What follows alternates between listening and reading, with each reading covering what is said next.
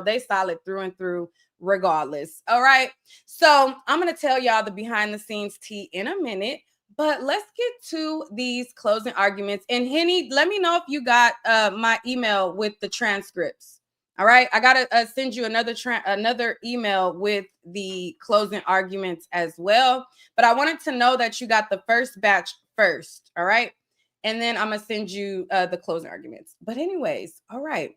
So also, too, what I want to say is if you are a person and you are a content creator and you are getting started, or you are just, covering this trial now, or, okay, I didn't check. All right, I'm going to send you the closing arguments as well. I just wanted to make sure. All right. Just keep going. All right. Keep going. No matter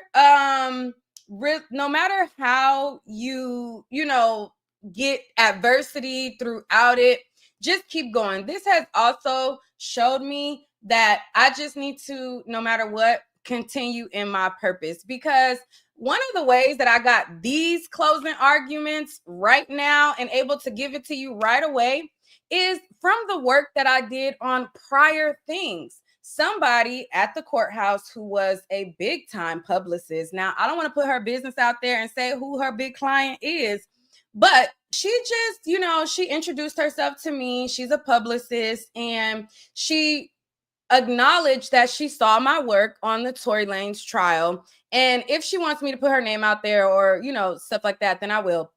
But she came up to me and she said, I know you from your coverage on the Tory trial.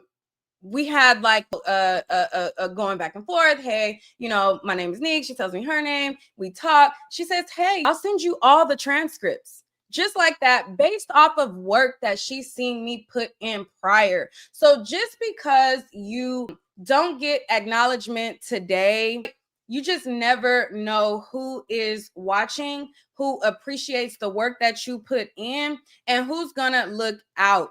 Because I did work on the Tory trial and I got acknowledgement for the Tory trial, but it's like, how did I know that me covering that trial would be of benefit for something later? You get what I'm saying?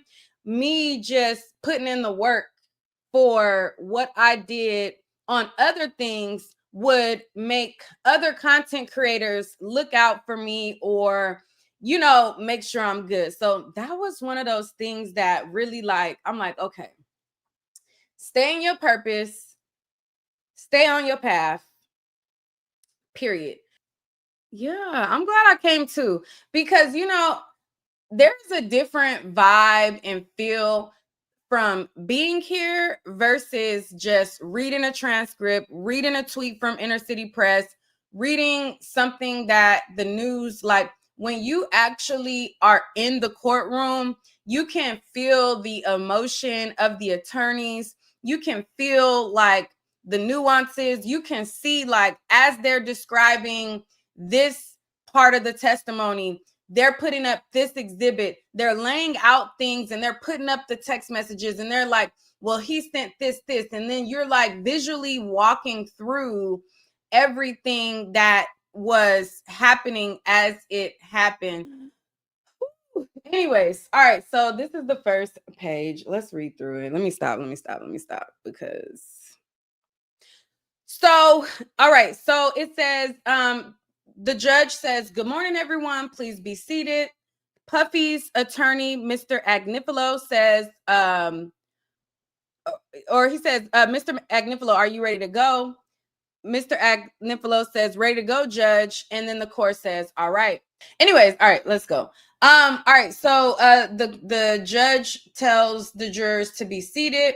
He says, welcome back, a member of the jury. Mr. Agnifilo, are you prepared to proceed with the defense closing? Mr. Agnifilo says, I am, judge. And then he says, thank you, everybody. Good morning. This is a test as much as it is anything else. I'm passing so far. I moved around. I can't stay in one place that could get me yelled at today, but I'll do the best I can.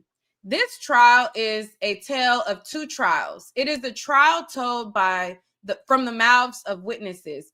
It is a trial told from the text messages. There's the trial told from the videos. In a word, there's a trial that's told in the evidence. That's one trial. And then it says the second trial is a very different trial. The second trial is the trial as told from the mouths of the prosecutors. And the trial told from the mouths of the prosecutors is very different. Nothing like the trial told from the evidence. It says, now that you've heard the evidence, I'm going to ask you to reach certain conclusions, and I'm going to back them up over the next few hours. The first conclusion I'm going to ask you to reach is that this case is badly exaggerated. It's made up. In a word, from the mouths of the witnesses, from the evidence, from the text message, what do you see? What is that trial? What's the trial of the evidence? It's personal use drugs. That's what it is. That's just what it is. It's nothing else. What's the trial of the evidence? The trial of the evidence is a lifestyle.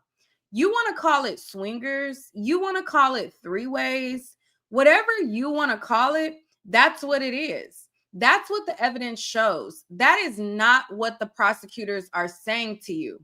The prosecutors have charged one of the most serious, complicated, comprehensive statutes on the books.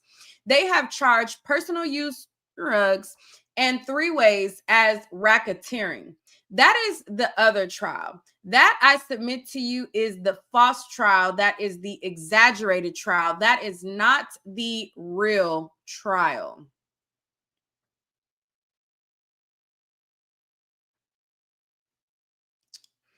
And you have sat here for a long time. And I want to start by saying I have done this.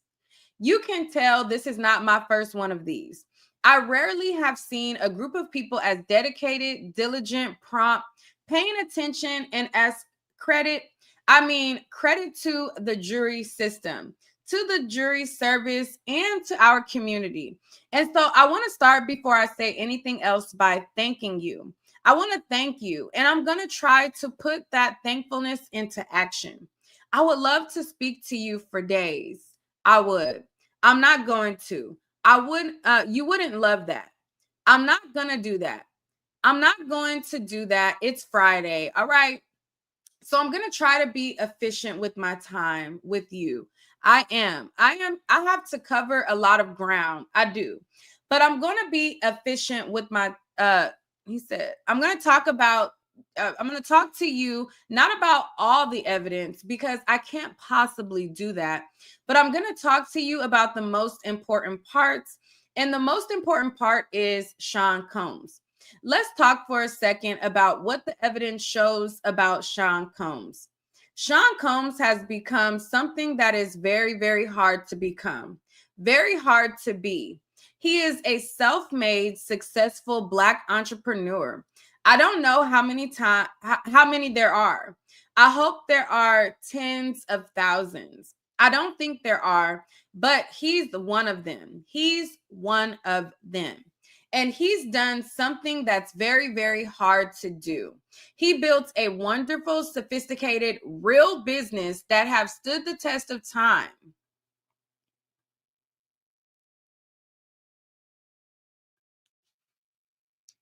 Businesses that are so outstanding that other larger, more established businesses create business relationships with them.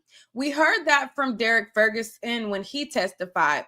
Wonderful businesses that employ people, that give people livelihoods, and then make people part of a family. That brings me to something that's even harder. How many of the government witnesses came in here and said to you that they were moved?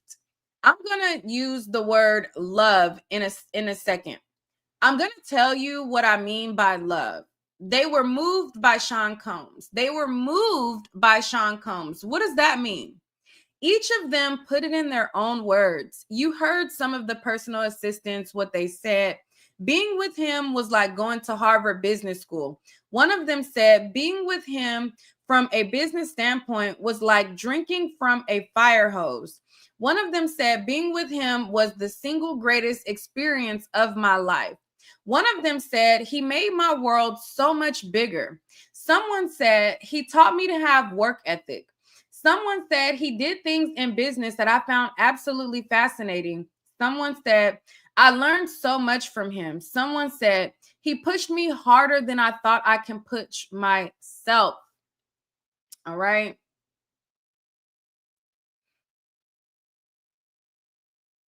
He says, did they always like him? No way. Let's not even go there. Did they always like him? They didn't always like him, but they loved him. They loved him. Even the ones who are suing him. And I'll get to this in a minute. You know, I will, because this case is a lot about money, but I'm talking about love for now. They loved him. They didn't want to leave him. When they had to leave him, they talked about being, self-deletion mode. That's what the women who testified in this courtroom, as Mia said.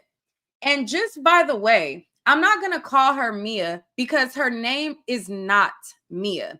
I'm going to call her the woman who testified as Mia because that is what it is. She was a person who wanted to do self-deletion when she had to leave.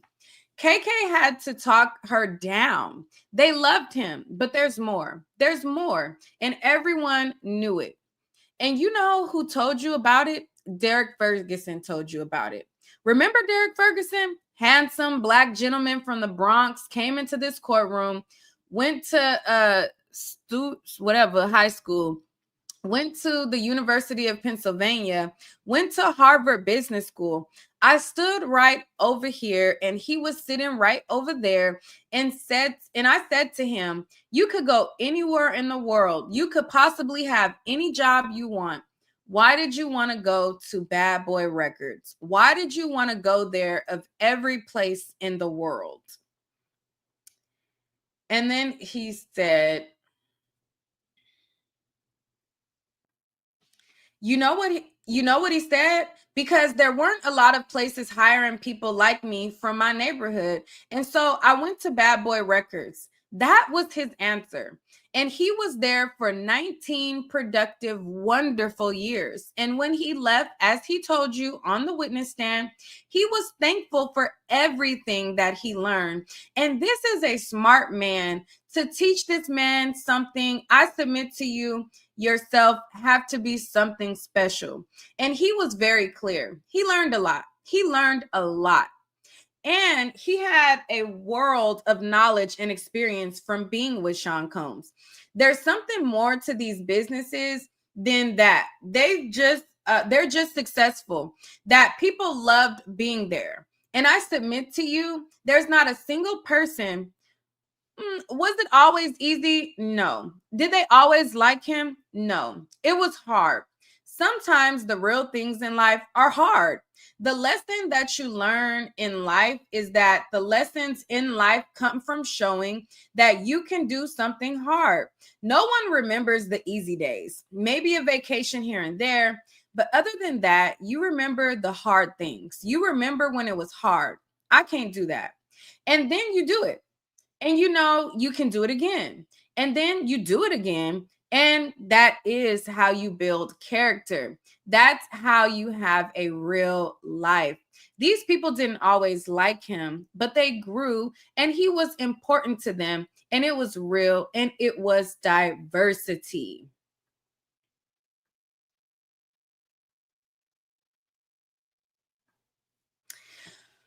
We're trying now to do something that we've given a label: diversity, equity, and inclusion. He was doing this in 1993 as a 24-year-old by himself, not because some government told him to, because that's who he was. That's who he was. That's who he is. That's what his businesses are. That's what the evidence shows you his businesses are. That's not what the government says his businesses are. What did the government say his business are? Racketeering enterprise? Are you kidding me? Are you kidding me? You heard, did any witness get on that witness stand and say, yes, I was a part of a racketeering enterprise. I engaged in racketeering as a part of an enterprise. You didn't hear that from the evidence. You didn't hear that from a witness. You heard that from the prosecutors alone. Now, I'm going to pause right there because in the prosecution's rebuttal, they said you don't have to hear somebody get on the stand and say, I'm a racketeer for it to be racketeering. But we're going to get to the rebuttal later. All right. Later. All right. He said, he said, you didn't hear that from the evidence. You didn't hear that from a witness. You heard that from the prosecutors alone. That's the fake trial I'm telling you about. That's the fake trial. So what happens? He gets arrested, as you heard. They do these search warrants for part of some of them. They destroy his property. They run these special SRT, special response team. Remember those guys, SRT? They move so clandestinely. You can't even follow them with the camera. Remember when the agent said that? How come you can't tell us that the weapons were in the safe? Oh, those SRT guys can't even follow them with the camera. SRT guys run rapid on his property where his children live.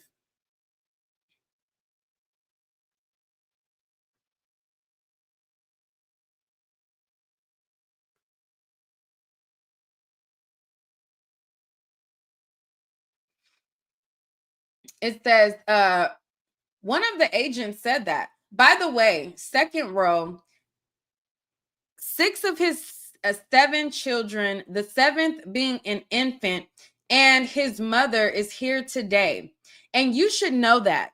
And the reasons you should know that is because you should know who he is, not who the government says he is, who he is.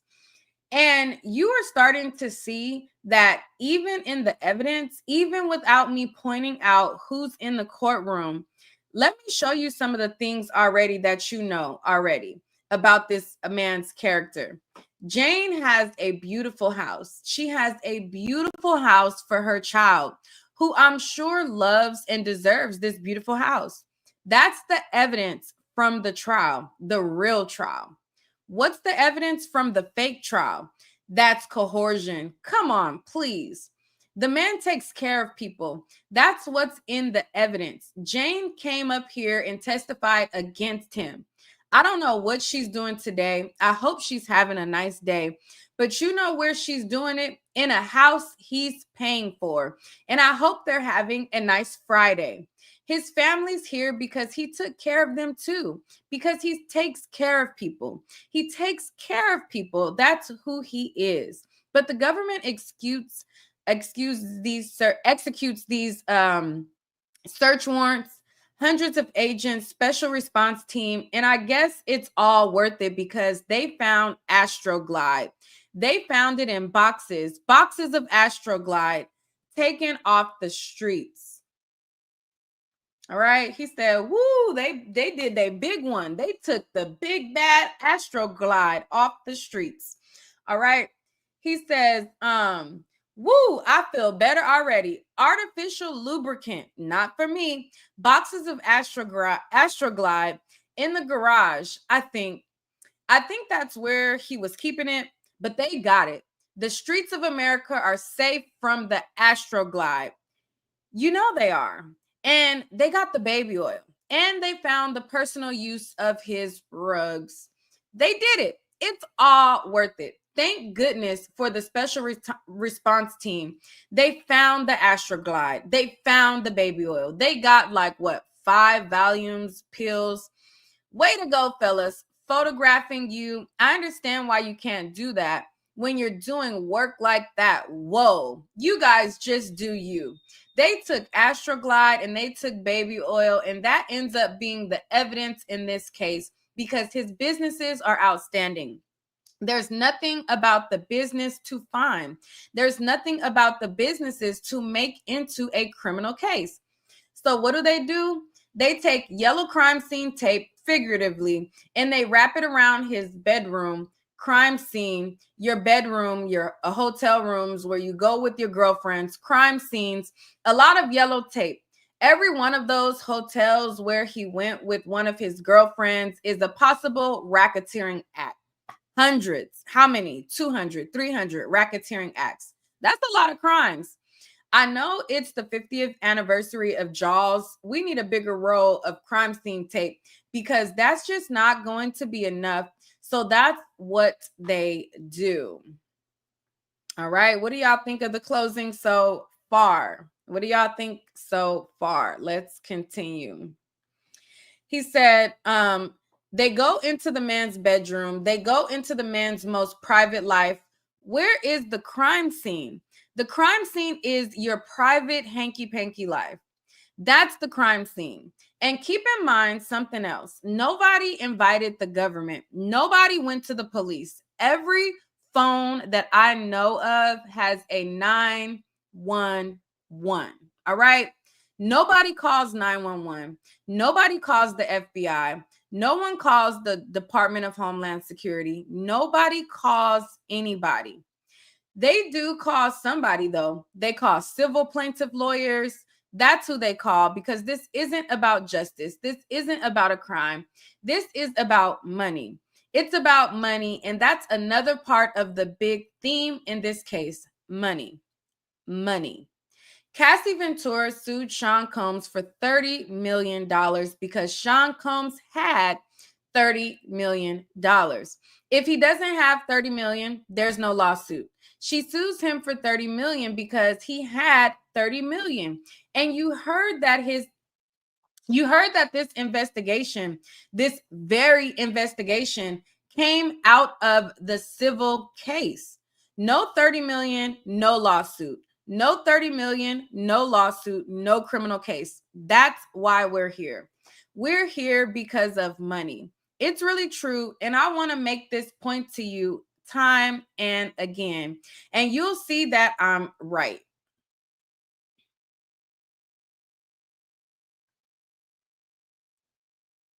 This case is about 5 things. I submit to you, none of which is racketeering, none of which is trafficking. Wait, let me make sure. Okay, we're on the same pages. All right. This case is about 5 things. I submit to you, none of which is racketeering, none of which is trafficking, none of which is conspiracy. 5 things. It's about love. I know you guys are keeping like notes in your pad. If you're keeping really, really good notes, you will know the word love has been spoken at this trial 881 times. 881 times the word love appears in the transcript in this trial. You know, it's not about like stock fraud. This trial is about love. The trial's about jealousy. So much about jealousy. So much about jealousy. It's about infidelity related to jealousy, but maybe a different angle of jealousy. It's about money, as I've said, and it's about a third thing that I want to say right off the bat, because it's one of the things we led with in the openings, and it's one of the things I want to say to you now, because one of the things my colleague, Miss Garagos, has said, she said it in the opening, is we own the DV. All right. We own it. I hope you guys know this, and I'm sure you do. When Miss Ventura testified, I don't think we asked her a single question to challenge anything she said about being hit, about being kicked, being dragged. And the government is going to say, well, that's because it's a video. It's not all on video. You see how this works. Witness gets on the stand, talks on direct testimony. The evidence gets up. Oh, you're exaggerating. You didn't do this. You didn't see that. This was a different date. You know, this didn't really happen. We didn't do that. We just did not do that with her, period. We didn't do it with Jane either. I mean, do we have an obligation? Can't be ineffective. Do we have an obligation to put things in the right context? Yes, we do. But in terms of owning just a matter of personal responsibility and accountability, owning the domestic violence, we own it. It happened. That's not charged. That's the part of the false trial. As we said in the opening, if he was charged with domestic violence, we wouldn't all be here having a trial because he would have pled guilty, because he did that. He did not do the things he's charged with. He didn't commit racketeering. He just didn't. He didn't commit racketeering, conspiracy, or S trafficking. He didn't kidnap anyone. He didn't obstruct justice. He didn't bribe anyone. I'll tell you why in about like an hour. He didn't do these things. He did what he did, but he's going to fight to the death to defend himself on what he didn't do. And that's what this trial is about. So the issue for Cassie was domestic violence. And I'm not the first person to say that to you in this courtroom. All right. So right there, he's appeasing to all of social media who claim, oh, this is nothing more than a DV case. All right. The jurors are not supposed to be watching social media, but they didn't get sequestered, and there is no way to know if they're watching social media or not. It's almost hard to avoid it. And what is one of the running themes that social media has been saying? I'm not reading the transcript right now. I'm talking directly to y'all. What are one of the main things that social media has been saying? Oh, this is just a domestic violence case. So anybody who thought that this was just nothing more than a domestic violence case, when they heard Agnifilo saying, oh, this is just a domestic violence case, you know, people in the courtroom thought, oh, he just knocked it out the park. For me, you're whooping her tail. You're making her do these acts when she's on her rag, making her do these acts when she has a UTI. You're making her do these acts when she's uncomfortable, and she has proof that she was confronting him about it. She was confronting him and saying, I don't feel right. I have a UTI. Oh no, I'm on my rag. You know, they have the proof. But to the people who are not looking at this thing in totality, when he said that, oh, he just knocked it out the park. He just hit a home run. He did an amazing closing. He's doing an amazing job. But for me, who is a critical thinker, and I looked at this situation in totality, him saying that just is appeasing to what public opinion has been saying. That's what they're doing, okay? Because guess what? The jurors are not sequestered. And even though the jurors are not supposed to be talking about the case, that doesn't mean that they don't hear people talking about the case. Who hasn't talked about this case? There's literally no way that they can live a regular every day-to-day life while they're not sequestered and somebody not give their opinion who hasn't looked at all the evidence and say, oh, I just think it's just a DV case. You know, that's what's echoed. So again, this is him kind of echoing what social media has been saying and saying this is nothing more than a DV case. So when you have people in the courtroom listening to this, they're thinking Agnifilo is knocking it out the park. So that's why there's different points of view. For me, that didn't knock it out the park. It just didn't. I've seen too much evidence of Cassie beaten, bruised, her talking about herself, how he threatened, how he's shaking down the mom. I was there when Cassie's mom testified. I was there when she, like, you felt the energy. It's just a different thing when you're in the courtroom and you're not just listening to transcripts. When she got up on that stand, when she walked by Diddy, I wasn't there for Cassie, but I was there in the courtroom when Cassie's mom testified. So, you know, it was a lot. So like I said, that's why there's difference of opinions from different content creators, because it's based on what their point of view is and what they believe as it pertains to the evidence and what they showed. Okay. People feel like if you're up in a mansion, you live in a better life than them. So anything that happens to you, oh, well, at least you got to go in a private jet. At least you got to sleep in a mansion. People overlook what happened to her because to them, they wish they had that life.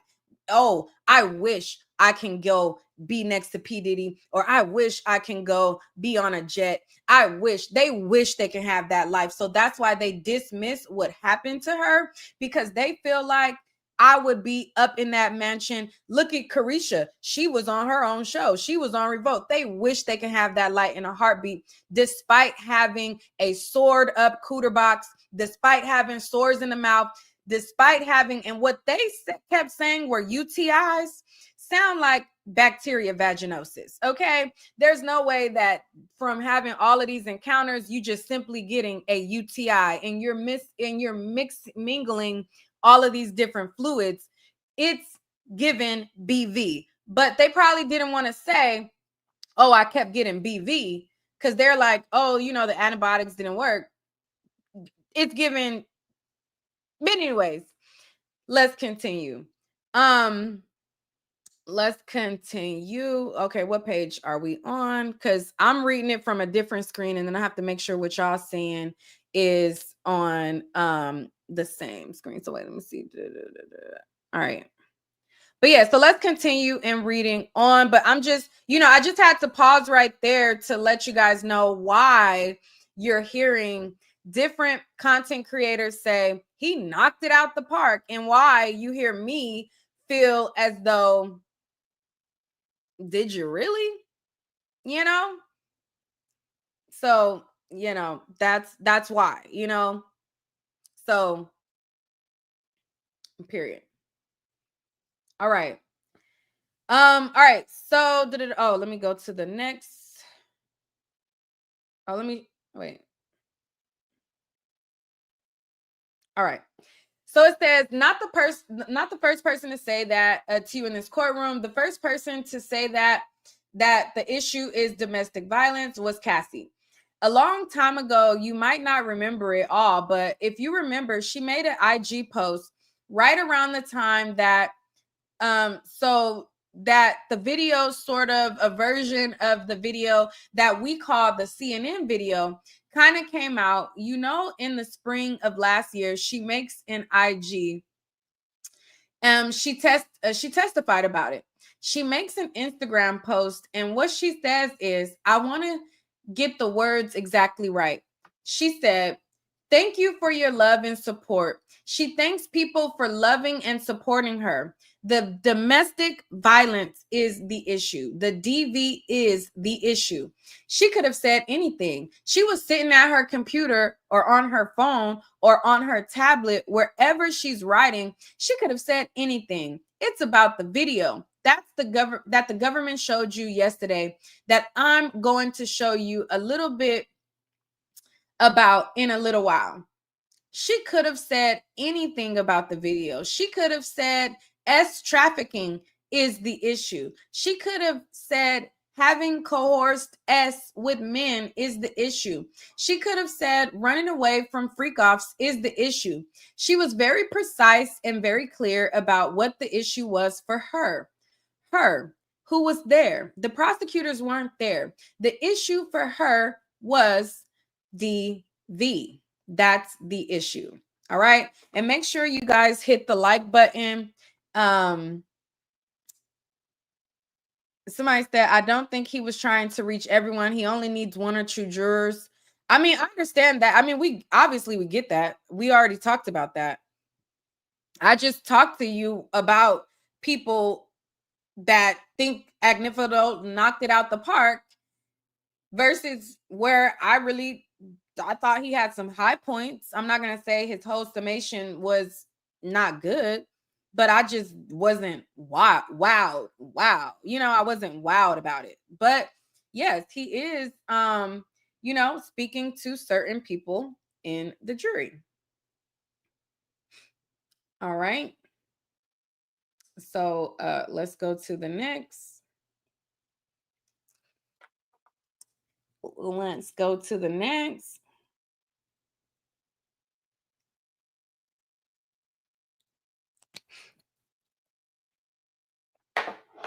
Y'all, I can't wait to take these braids out. But anyways, that's another story. All right. So he said the DV is the issue. Her words to the world in an Instagram post. And as they say, and as I ask you to do as well, believe her. Believe Cassie. Believe her. What she says to you, DV, is the issue. I am asking you to believe her. And I'm asking you to believe her when in that moment, in that context, watching the video on TV, watching herself, and let's look at the world from her perspective for a second. Imagine what that's like, because it's horrible. It's just, we're going to be real today. That's horrible for her and her parents. The video comes out all over the world, and there she is. It's a terrible moment. It's a terrible moment. And she could have said anything. I'm glad she said something, but what she said rings true, not only for her, but for this trial. And I most respectfully submit for all of you, DV is the issue, is what she said. Let's talk about Sean Combs and Cassie for a second. To see their relationship is to see everything that a racketeering enterprise, everything that a racketeering conspiracy is not. It's a relationship. I don't expect to see you guys, don't feel disappointed. I'm not going to go through a ton of text messages with you. I'm going to show you, I'm not going to show you any charts. You guys have seen charts. You have seen text messages. I've seen the close attention you're paying. You don't need me to do that. Somebody said Cassie was a whole junkie. Keep it real.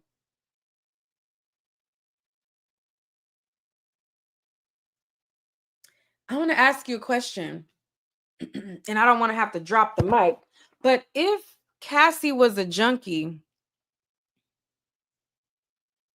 how did she become a junkie? How did she become a junkie? If we're saying she's nothing more than a junkie, how did she become a junkie? Who introduced her to the life?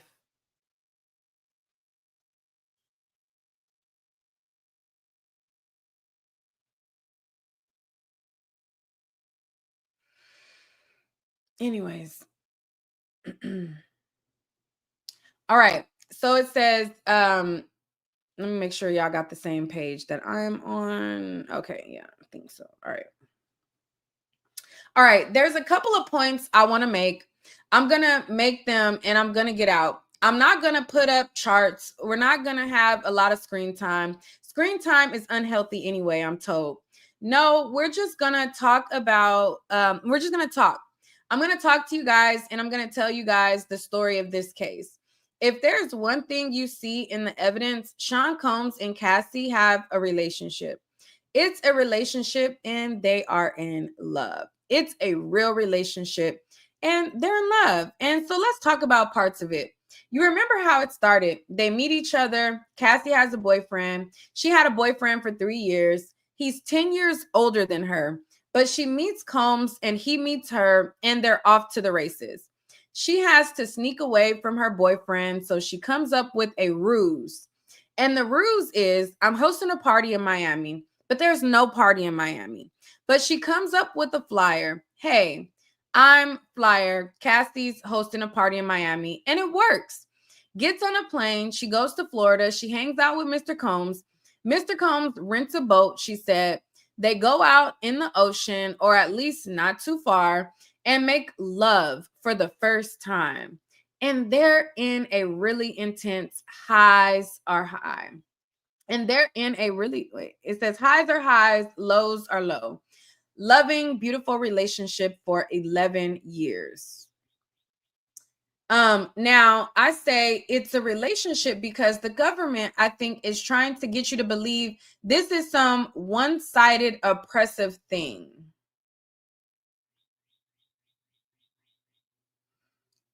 It says, And we're going to talk a lot about Cassie. Cassie is nobody's fool. She's sitting somewhere in the world with $30 million.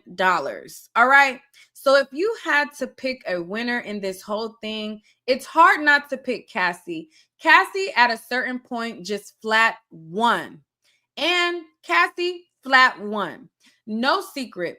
He's in jail. You guys probably know that. The handsome gentleman behind him, members of the U.S. Marshal Service, wonderful, wonderful people.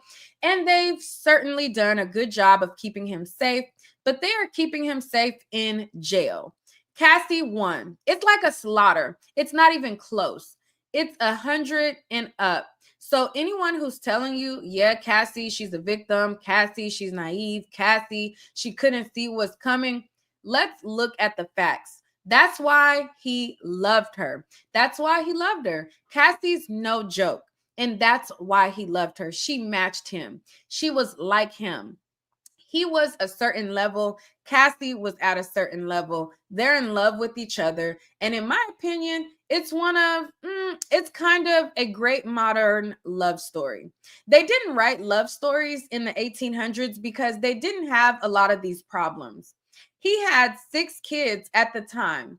Most of the time he's with Cassie, he had 6 kids. He has women, at the time that he's taken care of. And so it's complicated, as they say.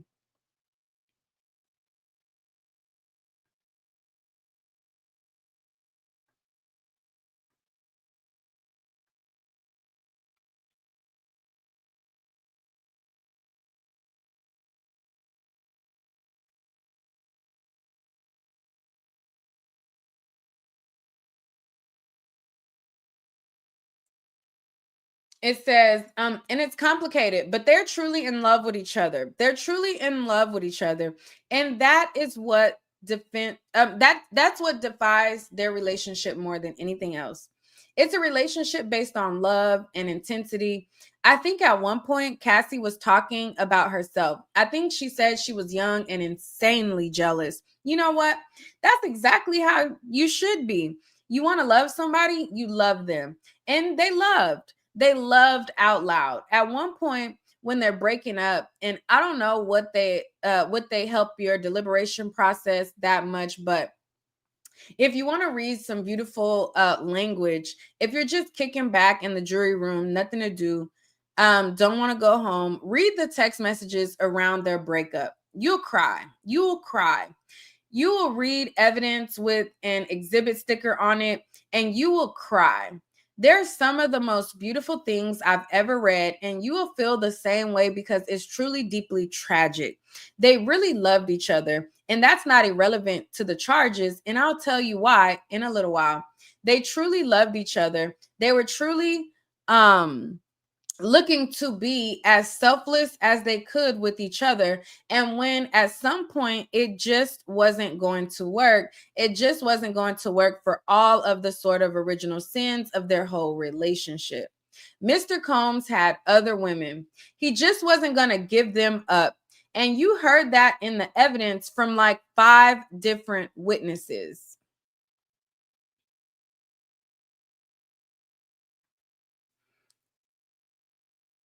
Gina wouldn't quit, just wouldn't quit her. It says add Gina. Gina didn't come here, but she's out there and she wouldn't quit. Gina wouldn't quit, and all these other women, and it was just too much. And at one point, she just had her last straw. And then Kim Porter passes away, and she goes to the memorial service, and they're broken up. They're broken up. They're not together. She's with her husband now. She went to the memorial service, and Sean Combs says that Kim Porter was a saint.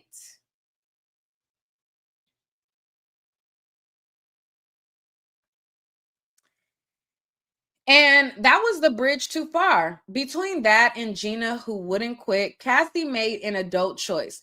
She made the right choice, the right choice for Cassie, probably. Who's to say? But she made a choice. She made a definite choice. She said, you know what? I just can't do this anymore. And I'm not going to do this anymore. And she left. Like, she could always leave. And ask yourself, what happened? Cassie leaves. I've had enough. Does anything happen to her? No. Every witness here, if I would have done something, something could have happened, something would have happened to me. I was afraid that something would happen. Did anything in this case happen ever? Was there one thing that ever happened? She was always free to leave. She chose to stay because she was in love with him and he was in love with her. And if you have any doubt, just pick up a random message from August, September, October 2018 and just read it. And you will see these two people loved each other. They were deeply in love and there was nothing. If racketeering conspiracy had an opposite, it would be their relationship. They are truly deeply in love with each other for real. And they met. They were their best selves when it came to SDX. They fought when it came to other women. There were times Sean Combs was impatient. There was times Sean Combs was proud. I think that's probably the right word for what I'm trying to convey. He was proud. I don't like the way you spoke to me. You're not treating me with enough respect. You hurt my feelings. He gets his feelings hurt because he feels disrespected. But the thing they really argue about, that they tend to fight about, is jealousy and infidelity. That's where they were not so good. But where they really, really, really together, they're together when it comes to hanky panky. They just are. They just found each other's match, And that's the beautiful thing when it happens. And it happened to them. There is not, I submit to you, there is not. I don't know how many text messages there are between Cassie and Sean Combs. In this case, maybe thousands.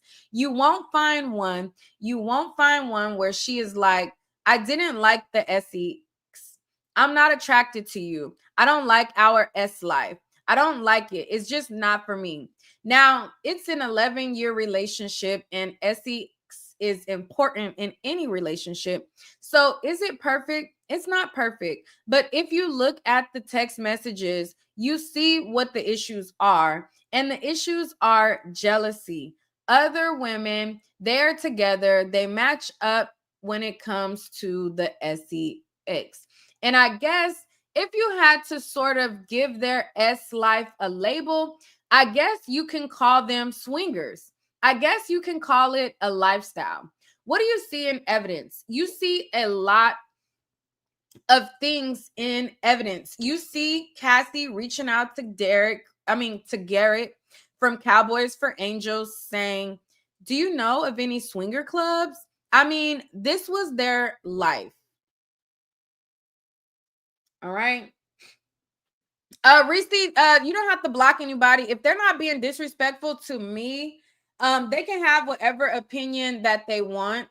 I'm not able to read the chat while I am reading the transcripts, but just because they have a difference of opinion does not mean that they should be blocked. I can't read what they say. Now, if they being disrespectful and they being out of control,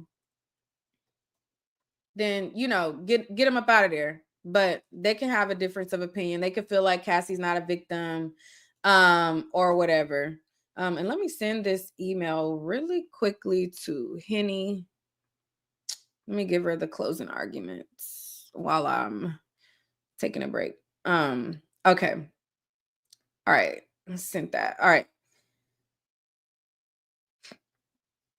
Medusa, why are you blocking people? Why is she blocking people?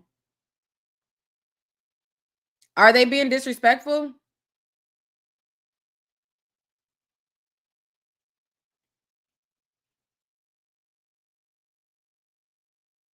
Okay, what's going on? Are they being disrespectful? What's happening? I just don't want y'all blocking people just because they think differently, as long as they're not being disrespectful, Okay. All right, let's continue.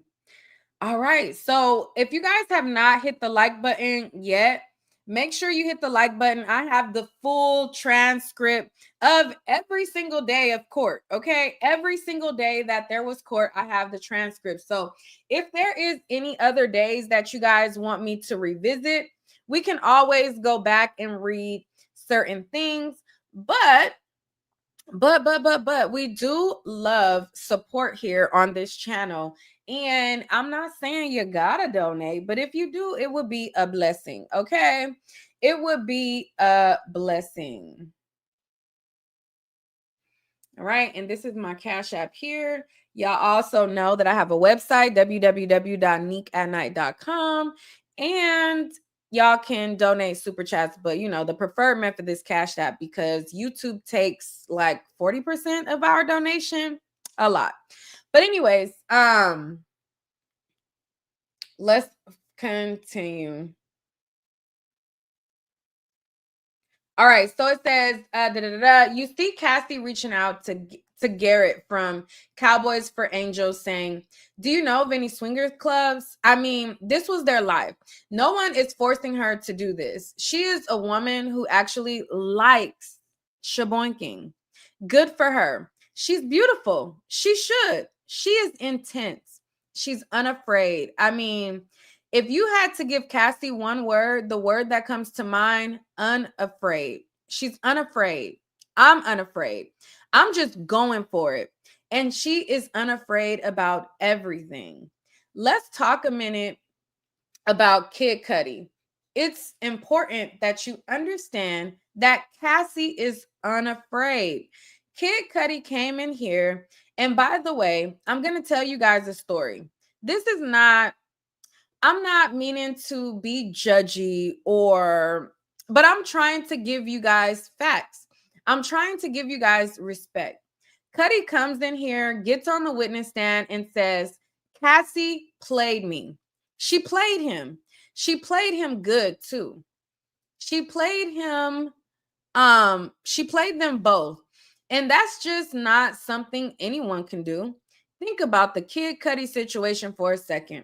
They're together. They're not broke. Cassie, oh yeah, we're broke. That's not what anyone else says. They're together. She's like, you know what? I met this guy. Sean put with him. We're gonna make some records together. Hey, no ring on my finger. I'm going for it. She goes for it. The government wants you to believe I'm scared. She's scared to death of Sean. Scared to death of Sean Combs.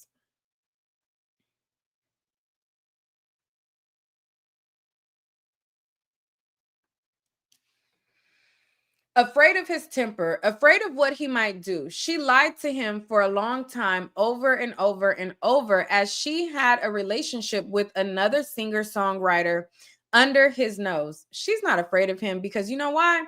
I can handle it. She can handle it. She could handle it. Was there anything in evidence that led you to believe that she was about to tell one of them on the other? Nothing. Cassie is keeping it gangsta. Cassie is like, I'm going to pull this off. I'm going to lie to him and I'm going to lie to him. And not only that, I'm so in this for the long haul. I'm getting myself a burner phone. Whoa, a burner phone? Finally, it sounds like what you would expect in a criminal trial. Someone gets a burner phone. She got a burner phone because she is leaning into the deception. She is not Cassie Ventura. It says she is not. Cassie Ventura is not afraid, not afraid. How am I going to pull this off? I can't do this with my normal phone. He might go through my phone and he'll find messages with Cudi about hiking. I think they went hiking. Cudi said they were hiking. I think they went hiking. That's why I say it. I need a burner phone. That's just not a decision that everyone makes. Your average person, if you need a burner phone, maybe you shouldn't do it. All right. And that just tells me that I'm going to pause reading this for a second. When I'm reading it, it's like, yeah, maybe she did get a burner phone because he was sleeping with everybody, all the baby mamas, new girlfriends, old girlfriends. He got Kim Porter pouncing around.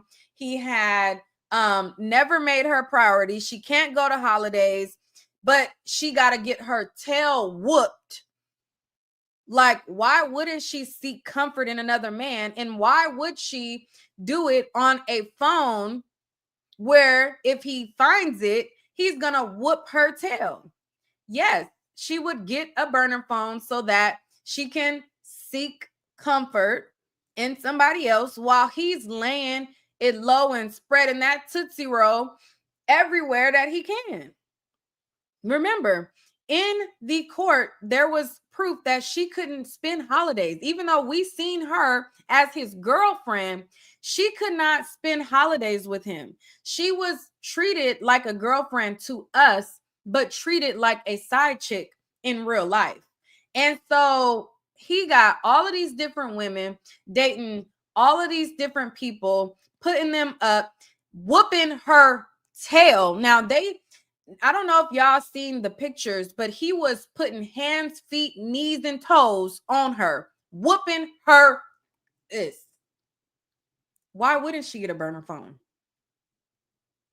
But to the people who want to go with the narrative of, oh yeah, she's this massive player. Okay, she was a massive player.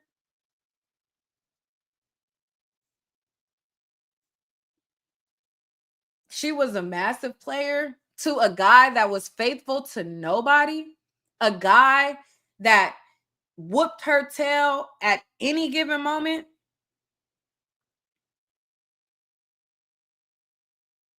a guy who whooped her ass and would send his security to put her up in a hotel and guard the door so she couldn't leave. That it really grinds my gears when people say, oh, she could have just left.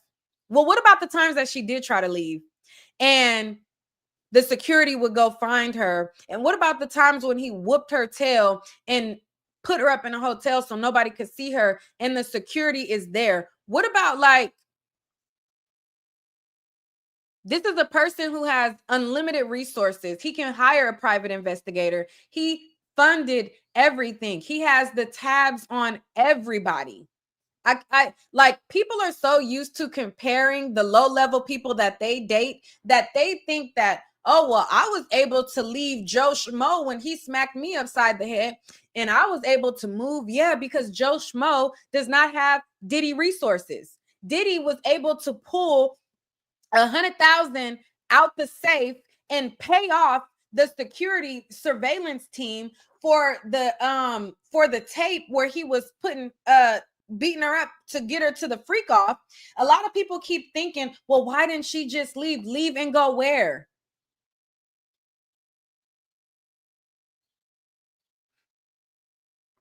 And then, but let me not go off on a tangent. Let me finish reading. But it's a lot of abusers also that find commonality in Diddy. There's a lot of these men who are siding with Diddy, because you mostly see a lot of men siding with Diddy. It's because they done went oops upside they woman head a time or two, or done pushed they woman down, or done bumped them, or instilled fear, or did something to their woman, and they think, well, my woman's still here, so she's not a victim. They don't look at what they do in that light, because they have the same behavior. A lot of these men, look at their records. Do they have DV cases on them? Do they have things in their record that's questionable? Cite your sources, okay? But anyway, let's continue. Let me not go off on a tangent. Let me not go on a tangent. All right, where was I at? He said, Cassie is not afraid. Not afraid. How am I going to pull this off? I can't do it with my normal phone. He might go through my phone. He'll find messages with Cudi about hiking. I think they went hiking. Cudi said they went hiking. I think they went hiking. That's why I said I need a burner phone. That's just not a decision that everyone makes. Okay, hold on. Let me see. Let me go to the next page. You said stay in the facts, not my feelings. Those are facts. What did I say that wasn't a fact? Did he not have resources? Did he not beat her up? And did he not black her eye? And did he not hold her up in a hotel room with his security guard? And did he not go and get her? What are not the facts?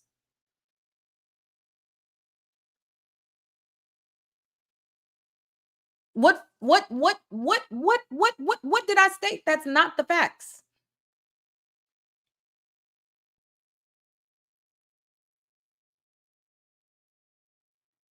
Whether I feel some type of way about it does not change the facts. I didn't make up a fact. What I repeated was the facts. You dismissed the facts. That's the problem. The problem is y'all dismissed the facts. That's the issue. That's the true problem here.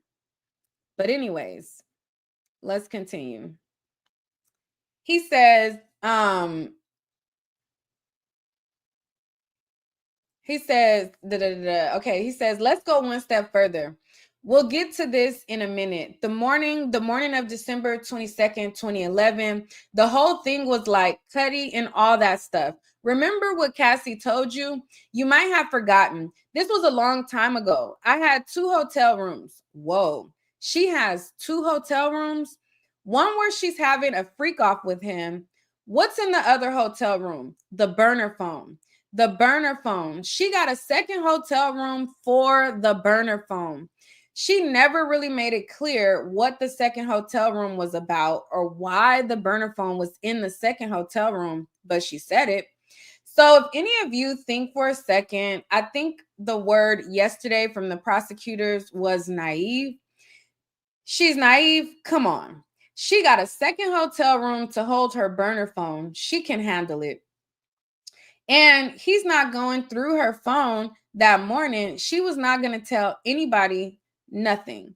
She had this covered. He goes in her phone and he finds out, all right, we're going to start talking about racketeering now. So the way and the judge is going to give you a legal charge later today, assuming after I finish my summation. So the racketeering conspiracy charge has a number of its own predicate acts to it. And the first one is the 2004 kidnapping of Capricorn Clark. And I really can't wait to talk to you about this one.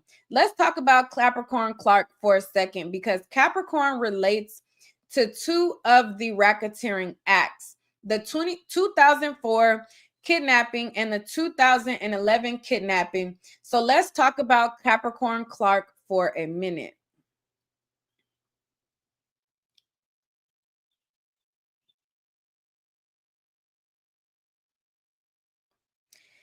It says Capricorn Clark said something. I don't know what it was, 5 or 6 times, might have been a little more when she was on the stand. She said, I just wanted to get my life back. Remember that?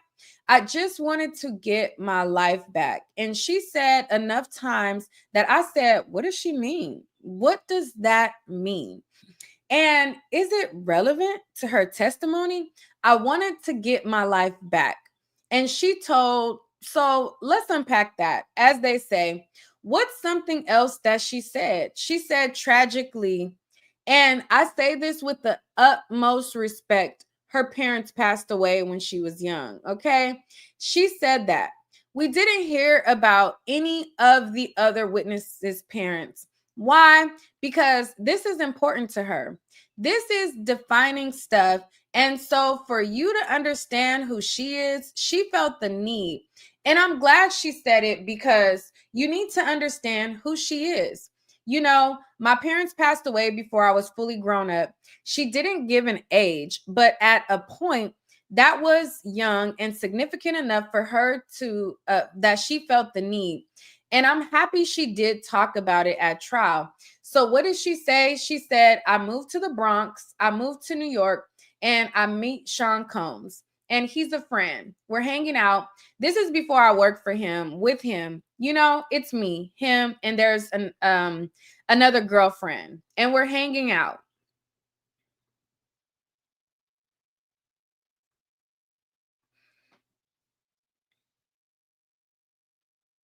And she says, oh, I asked her what her relationship was. And she goes, we're super platonic friends. Now, I don't know what super platonic means, but what I think it means is we're way more platonic than I want. That's what super, and I think she said it 3 or 4 times. She said it on direct and cross. We were super platonic friends. What's the significance? She likes him. I mean, he's up and coming. It's 2002, 2003. He's making a mark in the world. And Capricorn, I mean, listen, you guys, you have to size her up for yourself. And I'm going to say something, and you tell me if you think this is right. There's something a little off kilter about Capricorn. I think she's fundamentally a good person, but when she's a little out there, and we'll talk about why, you can see that in the evidence. Super platonic friends. She goes on later. At one point, she was trying to get back with Sean Combs, and she says in a text from June 15, 2021, and she's talking about what was going on like 20 years earlier. You know, I had the biggest crush on you. I think we misused our dope chemistry. All right. The first one is pretty self-explanatory. She had the biggest crush on him. The second one, and right there, I mean, who has a crush on Diddy? Like, come on now. That was her just trying to get her job back or using game or whatever to get a position. But he over there talking about she had the biggest crush on him. We all seen what Diddy looked like. Child, please. If she anything, she had a crush on the lifestyle. But let's go on. He says, let me go. The second one is more than that. We misused our dope chemistry. The way that I really stay close to you, I didn't do it. It didn't work. I see how it goes. It says, you're close long term with the women that you're with in that way. The women have a romantic relationship within that way. And the misusing of the dope chemistry is that just didn't happen for her that way. She was a great worker and she kept coming back over and over. And we'll talk about that. But she didn't stay in his life long term. So when she's saying on the stand, I just wanted my life back, she's talking about him. Not him maybe as a person, but the world that Sean Combs created is at the center of. That's the life she wants back, because mostly when she said it, it was when I said, well, why? You got kidnapped twice. Once at Pew Pew Point. Like, come on. The really fat guy, the 5-time whiter than you guy, was going to throw you in the East River. It's terrifying. Then you got kidnapped at Pew Pew Point. Why do you want to go back and work for him? And what she said was, I wanted my life back. So there's 2 things related to that. We're going to talk about both of them. One, that the other stuff didn't happen. It didn't just happen, at least not the way she's saying it. And the second is that the life she wants back. So with that, let's go to the 2004 kidnapping. So the way she says it is that she and Mike B, who's working, I think she might have been a stylist. She said back at time are getting like their nails done. I don't know. They're doing something. And she has jewelry in her backpack. It says, and the jury is gone. And so what she does, this is very important part. What she does, and I want to get it because I want to get it exactly right. When she realizes the jury is gone, this is a quote. I called everybody at 1440 and I told them to lock everybody in and search them. That's what she says. That she calls 1440 their main office. I said, lock everybody in and search them, Capricorn said. What goes on to happen is a lie detector test, polygraph examinations are administered, and she says she got one. And we'll talk about hers in a second. And Mike B got another. And what she says about hers is it lasted all day long for 5 days. And the polygraph examiner, who is this humongous man, 5 times wider than her, threatened to throw her in the East River. A couple of things about this. This is kidnapping. She's not like that. She's like harassed or that, she was inconvenienced. She was kidnapped.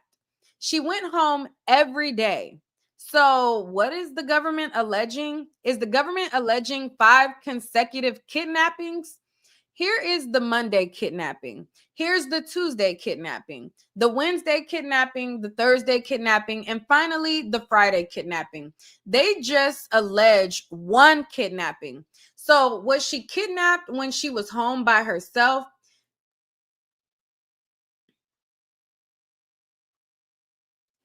She said Paul Arthur drove her home. A door-to-door kidnapping? That's great. This is charged. The U.S. Attorney's Office for the Southern District of New York is charging this as a kidnapping. A polygraph examination from 21 years ago where she goes home every day. That's just not a kidnapping. She's going home. So, whatever happens, even if the building locks from the outside, even if the New York City building locks from the outside and she's locked up there in the 6th floor getting a lie detector test for 10 hours a day for 5 consecutive days, she's going home. It's just not kidnapping. And what did she say? She said, I kept doing it because I wanted to pass and to get back my job. Now, I have no doubt that a lie detector test is unsettling. It's the most, that's the whole reason investigators use it. It's unsettling. So I have no doubt that she was unsettled. She was not kidnapped. Of course, she was not kidnapped because the kidnapper doesn't drive you. So how does it work? I mean, let's be honest for a second. You guys are stuck in here for long hours. At one point, the day ends. You go home, you come back. Anyone feel kidnapped? You are not kidnapped. You are about as kidnapped as she was kidnapped. She wasn't kidnapped, and neither are you. So that's just silly. But even aside from that, she said Combs had nothing to do with it. He didn't even know about it. Did she speak to Combs at the end of this? No, never came up. He's charged. He's charged with kidnapping. That's real.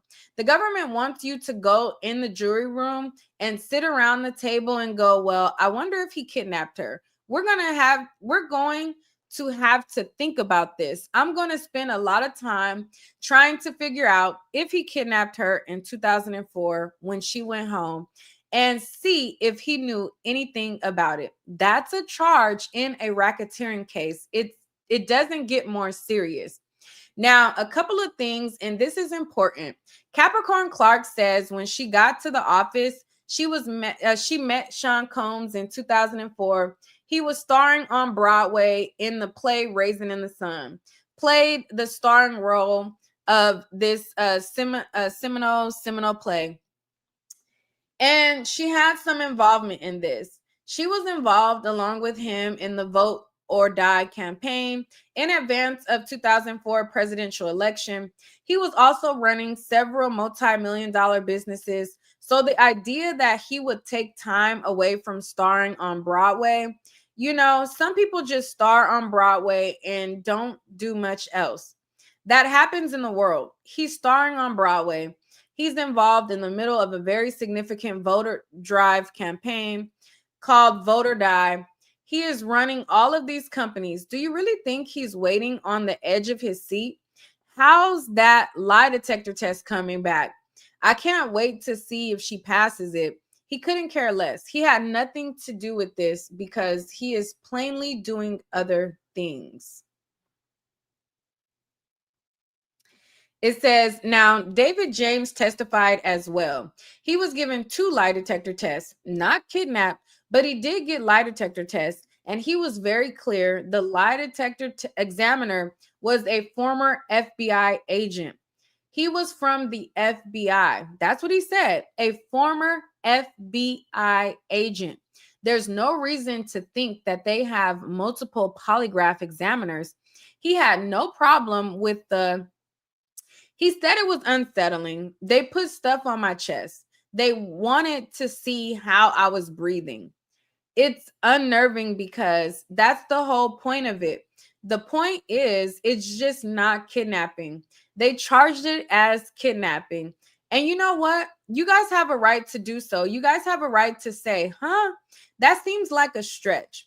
I wonder why they're doing that. I wonder why they're making such a stretch. Why charge a kidnapping where the evidence is that he didn't have anything to do with it? Where the witness says, I never spoke to him about it, where he's doing 15 other major things, and where the witness goes home every night. Why charge him? You are allowed to ask that question, and you can come to whatever answer you think is the right answer. She leaves. Capricorn leaves for a while. She leaves for about a year because she makes more money, and then she comes back. And now let's talk about December 22nd, 2011, the morning of that day. And Cassie, okay?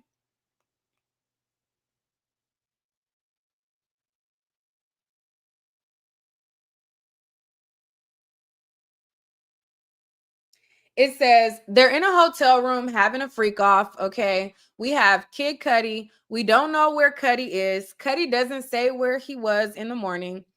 It probably doesn't matter all that much. We have Capricorn, who is presumably in her apartment, and we have the police officer Ignacio. Police officer Ignacio, a 17-year LAPD officer patrolling the beat that he's familiar with. So let's take a look at the morning of December 11th. I keep saying December 11th, 2022. I mean, December 22, 2011.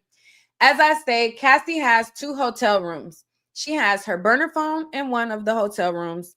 Combs goes to get access to her non-burner phone, looks in it and sees messages with Capricorn about Cudi. Might have called Scott in the message. It's hard to know. Impossible hiking. Next thing we know, it's 5:30 in the morning, according to Capricorn, and Sean Combs is at her door, okay? Never been there before. She says he's never been to my house before. 5:30 in the morning, he's at her house, and he has a weapon, all right? I'm going to go through 5 reasons why he didn't have a weapon, 5 reasons why he did not have a weapon. And it says reason number 1, why would he have a GUN? Let's start with that one first. Why would he have a GUN? Capricorn loves this man. She probably been waiting for him to come over at 5:30 for years. Finally came over at 5:30. If he asked her to take a trip to the moon, she'd go. And he knows that. He doesn't need a GUN. He doesn't need to put a GUN against Capricorn to get Capricorn to do anything. It says, she's so honored that he came over. He doesn't need a GUN. He doesn't think he needs a GUN. He doesn't need a GUN. He doesn't need one. Second, Capricorn says he wanted to know where Cudi's house was. Here's why it doesn't make sense, because Cudi said Cassie told Cudi that Cassie already told Combs. Okay, so you following that? Now, I'm gonna pause real quick. Now, he's saying that he didn't, like, in this part he's preaching and he's talking about, like, oh, you know, he didn't need a weapon. Now, when the state came up and did a rebuttal, she said, I'm gonna just give y'all a pre of what the state said on rebuttal, but I'm gonna finish reading the defense. When the state got up there and did their rebuttal, they said, yeah, you know, when he's going to confront a man that's the same size as him, that can basically, and I'm gonna just summarize, go toe to toe with him. He's every time he uses a weapon. When he thought that Suge was at that diner, he grabbed weapons. When he's going to meet up with a man, he has a weapon. Now, when he's dealing with a woman half his size, of course he doesn't need a weapon. He beats the woman down with his hands and his fists. But when it's a man, he needs a weapon. Child, she came in swinging with that rebuttal, okay? But let's finish reading the defense, because honey, when she came and delivered that rebuttal, she was giving it to him punch after punch after punch after punch. Like, I was like, whoo, the whole courtroom. Okay, I was in the overflow room, but it was so many people in the overflow room. There was a lot of like the shade room was in the overflow room. Torre was in there. Like different news outlets, because everybody couldn't be in the main courtroom. So when she came up, there was like, everybody was like, whoo, whoo, oh Lord, she was giving it punch after punch. But let's finish reading the defense. Okay, let's finish reading the defense, because I was like, child. But anyways, so his attorney says that he doesn't need a GUN because Capricorn would have just willy-nilly went. And he says, second, Capricorn says he wanted to know where Cudi's house was. Here's why it doesn't make sense, because Cudi said Cassie told Cudi that Cassie already told Combs. Okay, so you following that? I know it was a couple of steps. Let's go through it again. Cudi testified that when Cassie called him, Cassie said, I'm worried. I gave Sean your address. I think he might go to your house. That's something that's going to stay in Cudi's mind. I submit to you, that's an important piece of information. It's early in the morning, presumably being woke up. He's being told, I gave Sean your address and he might go to your house. So let's say that's true. He doesn't need the address from Capricorn. Third reason, Sean Combs has everything to lose and virtually nothing to gain from having a GUN. I mean, it's 2011. He's already Sean Combs. He's going to an apartment building that has security guards. He's going to have to get out in the street. Capricorn says he's sort of disheveled. It's not like he has a holster. He shoves a GUN down the front of his pants. I submit to you, there's no way on God's green earth that he is going to take a GUN out of a car, walk through the streets, get through security guards, and go see Capricorn with a GUN. It's not going to happen. And when he's saying that, I'm like,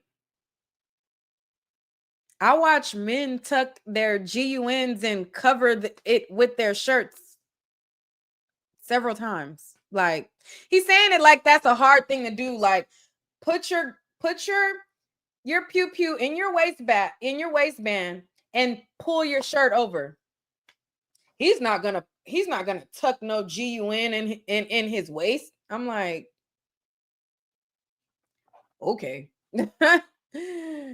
Okay. But anyways, let's continue. Right. Let's continue. He says, number 4, Capricorn would not have stayed employed had he really pulled a GUN on her. It just didn't happen. There's no way that Capricorn, I want my life back is one thing. You pulled a GUN on me and I'm the victim of an armed kidnapping. Just didn't happen. There was no GUN. He didn't have a GUN. And the 5th, and the best reason why he didn't have a GUN is because Cudi and Cassie say that Capricorn never said GUN. All right. So let's break this down. This is important. I really want you guys to understand this. Capricorn says, I wanted to warn Cassie and Cudi, and so I called Cassie. She says she called her on the burner phone. I don't know if that's possible, and I'll tell you why in a minute. But she says, I called Cassie. I want to make sure I get the statement exactly right. Okay, what she says is, Puff came, got me with the GUN, brought me to Cudi's house to kill him. All right. So she texts that. That's in text message.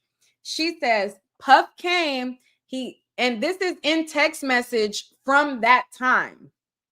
So this isn't like something that she just made up later. That she texted this in 2011. And so she said, thank you, Brian, for the super chat. You said,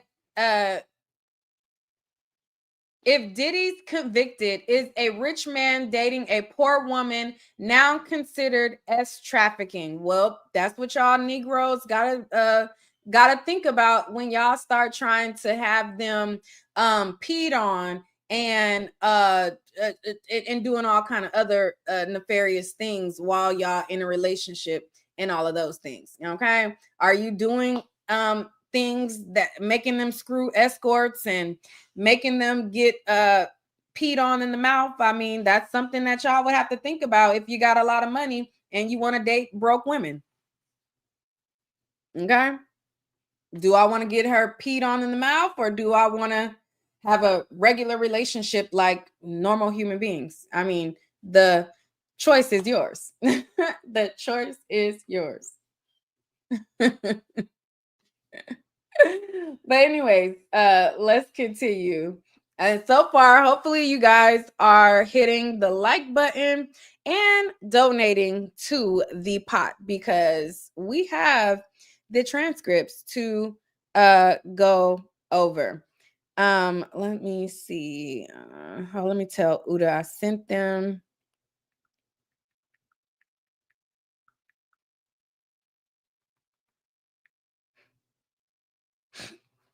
All right. So, hey y'all. All right. So, let's continue. Where was I at? Where was I at? Where was I at? Where was I at?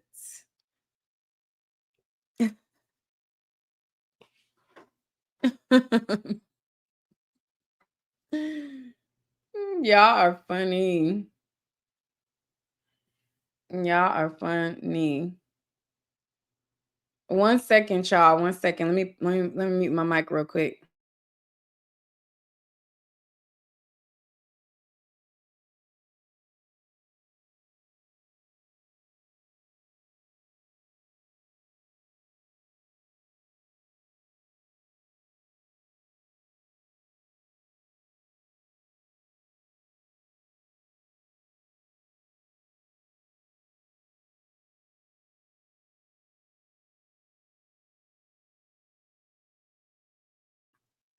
All right, I'm back, y'all. I'm back. But Byron, if you a rich man or whatever, I mean, $10 is nice, but if you know what I'm saying, you could sprinkle a little love in the chat, preferably my Cash App, because YouTube they be acting like we the 304s. They be taking the biggest cut. But shout out to everybody who did send a super chat. I appreciate y'all so much. Somebody said coffee in the trenches. Thank you. I appreciate y'all so much. Somebody said love your commentary. Okay, thank you. Okay. Somebody said love your style. Okay. Shout out to y'all. I appreciate it. All right. So let me get back to where I was. Let me stop. Let me stop. But yeah, so he said number 4, Capricorn would not have stayed employed had he really pulled a GUN on her. It just didn't happen. There's no way that Capricorn, I want my lifestyle back. My life back is one thing. Hold on, one more second, y'all. One second. Hold on.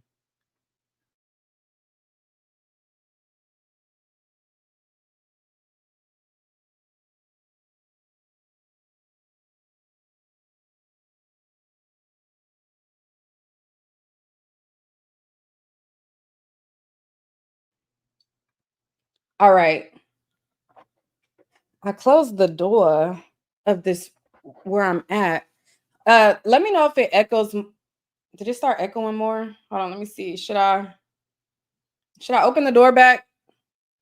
No, I'm gonna open the door back. Let me know. Is it real echoey? I think it's probably It's probably not that big of a change. All right, let's continue. Okay. So it says, and the fifth and the best reasons why he didn't have a GUN is because Cudi and Cassie say that Capricorn never said GUN. So let's break this down. This is important. I really want you guys to understand this. Capricorn says, I wanted to warn Cassie and Cudi, and so I called Cassie. She says she called her on her burner phone. I don't know that that's possible. And I'll tell, oh wait, I already read that part. Let me go down. It says, what she says is Puff came, got me with a GUN, brought me to Cudi's house to delete him. So Capricorn, when she testified, said, I made a phone call. I said, Puff came, got me with a GUN, brought me to Cudi's house to delete him. That was her statement. Cudi got on the stand and said what Capricorn said was, Sean Combs and an affiliate were in my house. She was in the car. All right. No GUN. All right. Had Capricorn said GUN, Cudi would have remembered GUN. You're not going to forget about a GUN.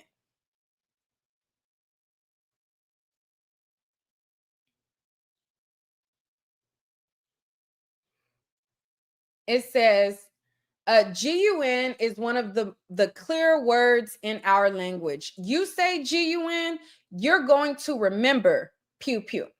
Had Capricorn said to Cudi what Capricorn says she said to Cudi, Cudi would have remembered that.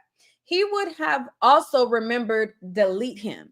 Another really clear single syllable word that you tend to remember. Cudi didn't say that. Cudi didn't say that. Capricorn said that because Capricorn didn't say that. And there is no reason if Capricorn sees a pew pew, and if the whole point of calling Cudi and Cassie is to warn them about danger, I'm warning you about danger, she's going to say pew pew. But Cudi and Cassie don't hear that. They don't hear about the weapon. So working backwards, they didn't hear weapon. When Cudi speaks to the police officer, he doesn't tell police officer anything about a pew pew. Doesn't say anything about it to Officer Ignacio. Didn't say Combs had a pew pew because no one told him Combs had a pew pew because Combs didn't have a pew pew. It works backwards.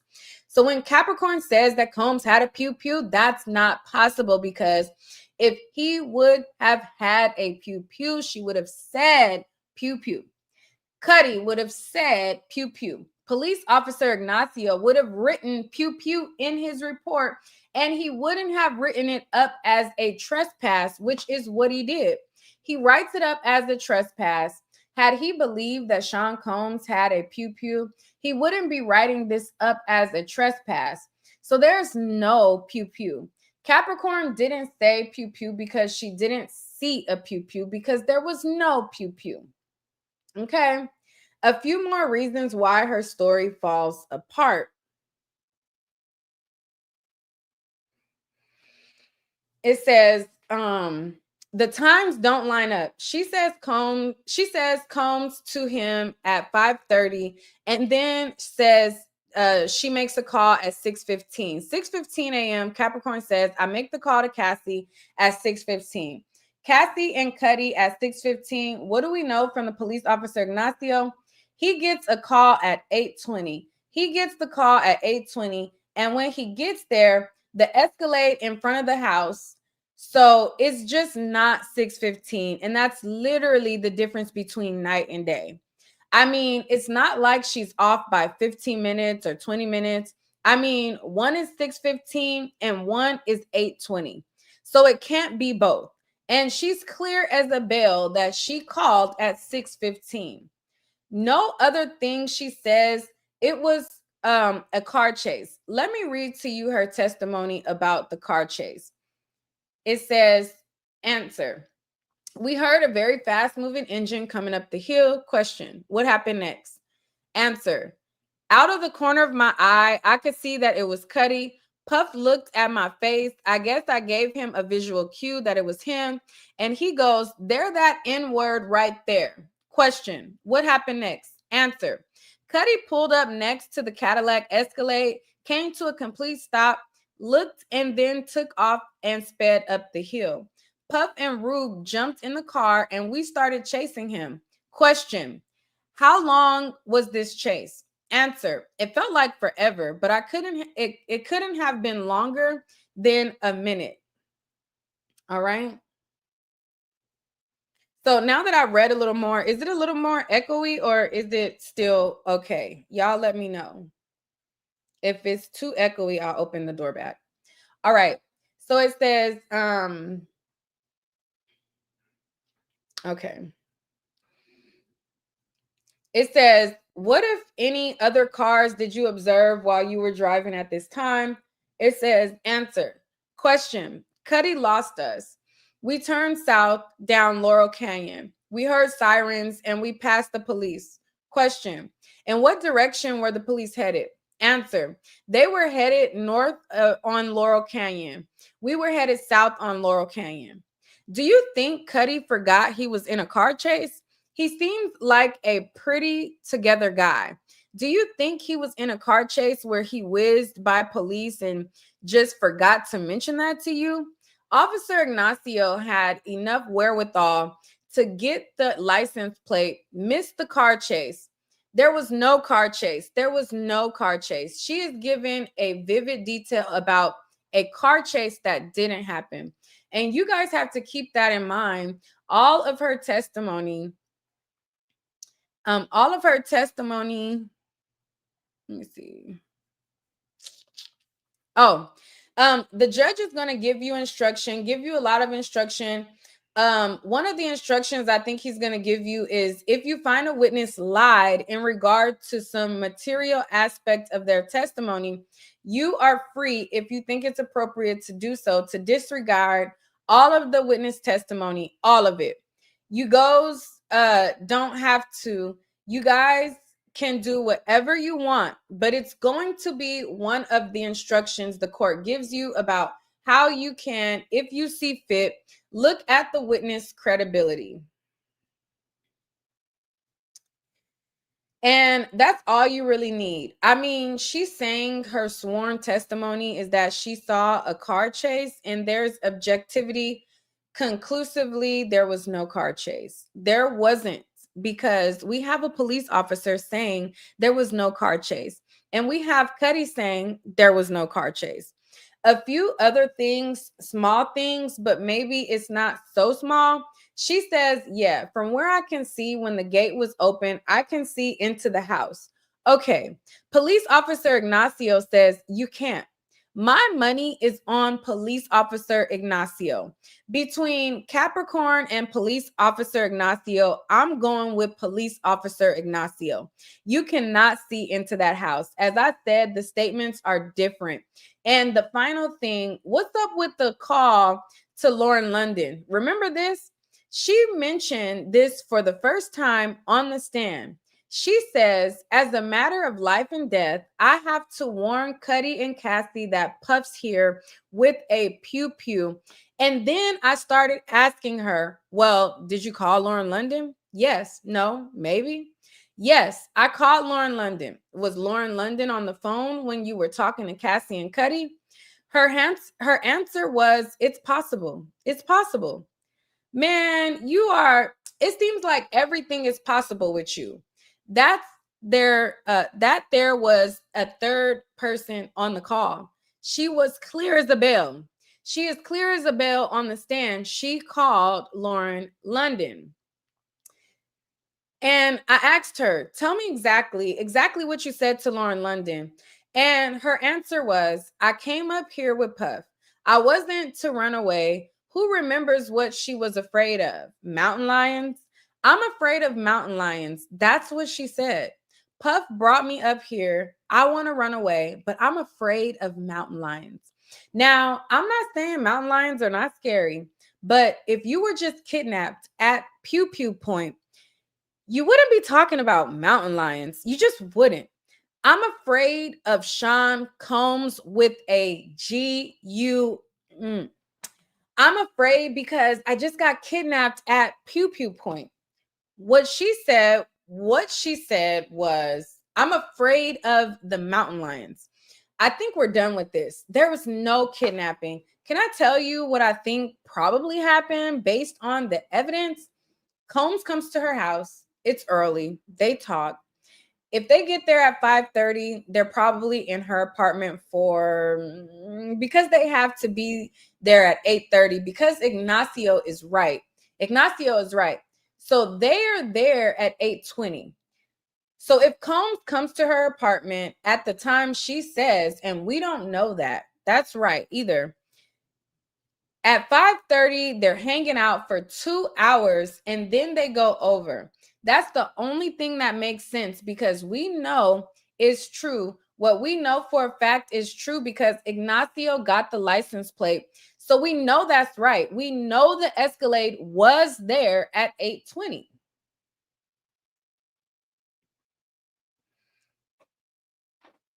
It says, Ignacio got the license plate, so we know. Okay, so it says she doesn't give any explanation for how the Escalade is there at 8:20, but we know it's there. So what I submit to you makes sense is that this is not a kidnapping, but she doesn't want to give the impression that she's like a part of this volition, I guess voluntarily. And it says, he pulled a pew pew. He pulled a pew pew on me because the only way to make this against her will is to go, with the weapon. Because anything short of a weapon, she went on her own volition, which is actually what happened. But she doesn't want to say that. Maybe it's loyalty to Cassie. Maybe it's loyalty to Cudi. I have no idea. But she doesn't want to say, I went there on my own volition. So she makes up this pew pew because if you say a pew pew, I got to go. Not my choice anymore. I got to go if there's a weapon. There was no weapon. She went on her own. And listen, and I'm not the man telling you that the rest of it is wrong. You following me? He went there. He went there. He was mad at Cudi. He wanted to fight him because that's who he is. He wanted to fight Cudi, and Cudi wanted to fight him. Remember what Cudi said? I'm going to say it. MFA, you in my house, right? And these are two grown men who are going to have a fist fight because he's not a coward. He's not afraid to fight. And Cudi, for his credit, he's not a coward. He's not afraid to fight either. So at the risk of sounding sis, they're going to do what men do. All right. So he said they're going to do what men do, child. The old boys will be boys. Boys will be boys.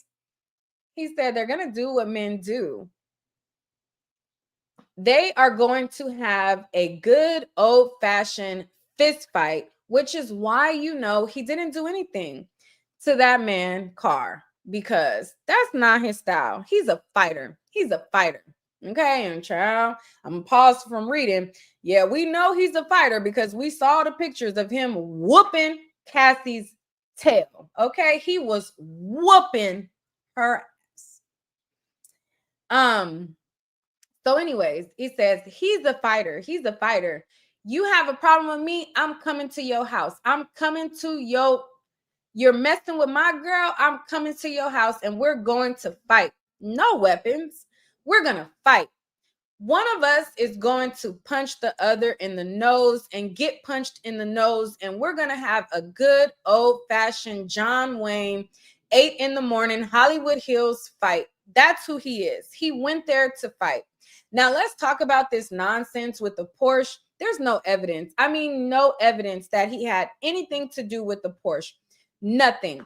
Let me tell you what evidence is. DNA is evidence. Fingerprints are evidence. Credible eyewitnesses, evidence. Who else would do it? Not evidence, because he wouldn't do it. He would affirmatively not do it. If he wanted to fight Cudi, they would fight. Blowing up a man's car or what happened with the Old English bottle is cowardly. It's a coward way out. I'm afraid to fight him, so I'm going to blow up his car. Come on, be a man and fight him. That's who he is. He's going to fight him. He's not going to blow up his car. So let's talk about the Porsche. You saw the pictures. I swear on myself, I'm going to show you a little stuff as possible.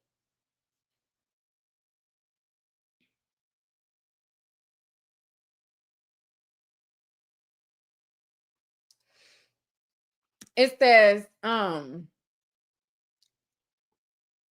wait, let me make sure. Okay. It says there's two things that's in the Porsche, only two. Two things are in the Porsche. There's a Molotov cocktail and there's a single glove. Now, Cudi keeps a neat car. There's no bubblegum wrappers. There's no Easy Pass receipts. I don't know if Easy Pass gives receipts. They probably don't. There's nothing. No trash in the car. Take a look at the car. It's crystal clear. There are two things in it. The Molotov cocktail that didn't work out, and there's that one glove. And remember, Lance Jimenez was his name. He testified as an expert witness in the fire science or whatever he testified an expert in. Remember what he said to you? He showed you a bunch of pictures. Recognize what these pictures are. I think there was 38 of them. Yeah, these are the pictures that my partners took that day. They're all the pictures. Well, it's not all of them because we had to show you the picture of the glove.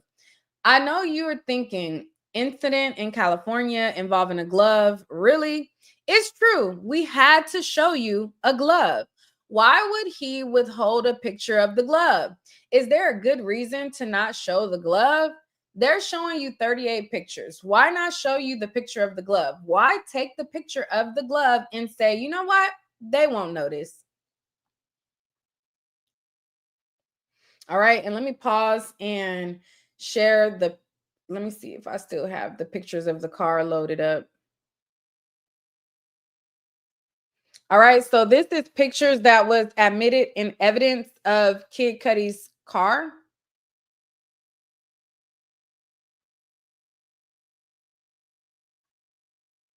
All right. All right. Let's continue.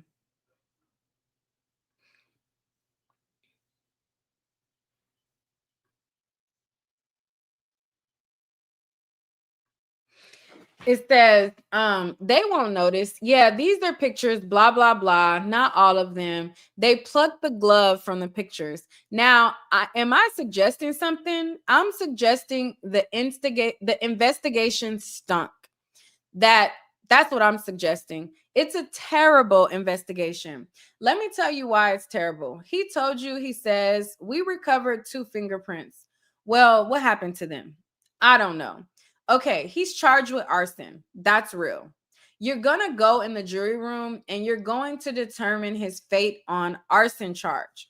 And investigator Jimenez told you, I don't know what happened to those 2 prints. No idea. I can't give you any help at all. 2 prints? No idea. Okay. There was what he called a hit, his words. There was a DNA hit. That's what he said.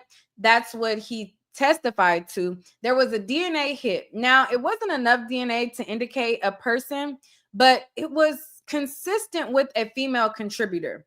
So let's keep our definitions nice and tight, okay? Partial DNA profile, meaning we don't have a person consistent with a female contributor.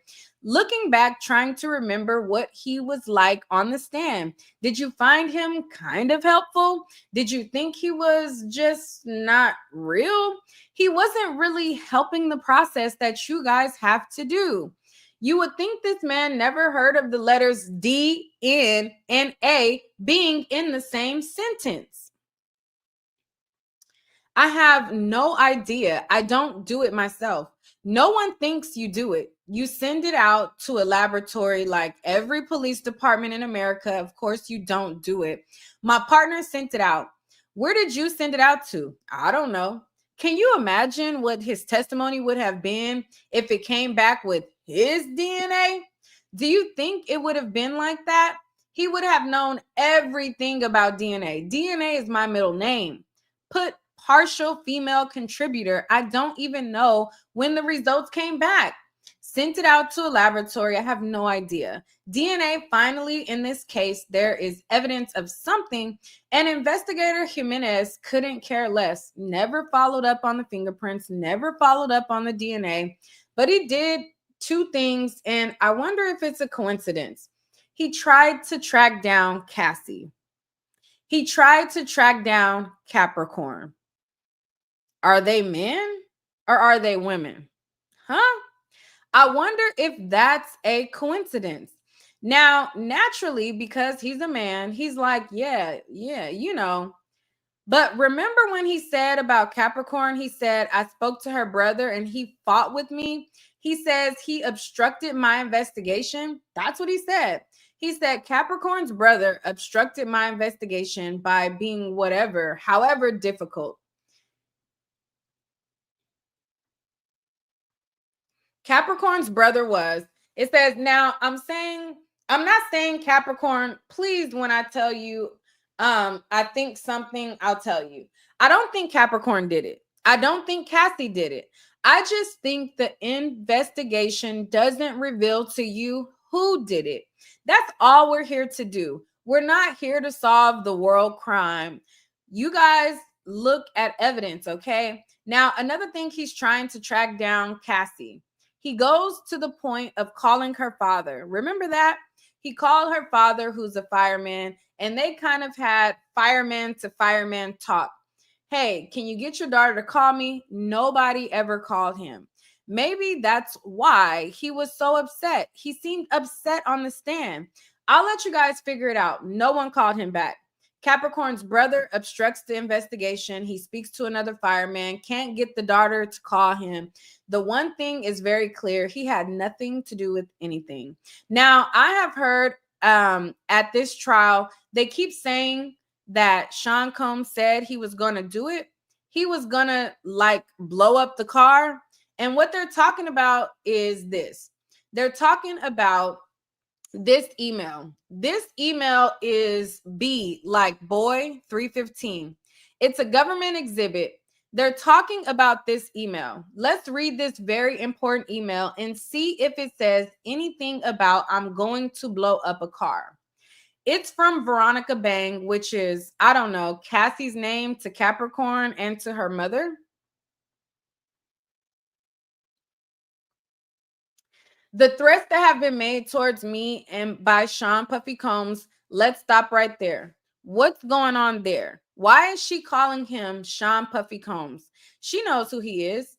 Capricorn works for him. She doesn't have to say Sean Puffy Combs like she is memorializing something for some future reasons, perhaps.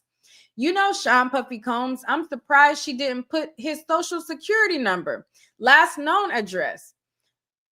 And then he goes on to read it some more, and it says, "Are that he is going to release 2 explicit S tapes of me." Now, that was the part of the evidence. I think that's what was said. I think he was angry, and I think he said it. He didn't do it. He would never do it. But let's say he did it. One on Christmas Day, maybe before, right after, and another one sometime soon after that. This is the important part. He has also said that he will be having someone hurt me and Scott Muscudi physically. He made a point that it wouldn't be by his hands. He actually said he'd be out of the country when it happened. I'm a little more dubious on that one because I don't think that he would pass up the opportunity if he had the opportunity to beat up Scott Muscudi himself. But there is nothing about a car. So this is what they're talking about. He didn't say he was going to do anything with the car. He's saying he was going to, what that says is he was going to hurt them. Nothing about a car. So this whole notion that somehow he confessed before the point is ridiculous. It just didn't happen.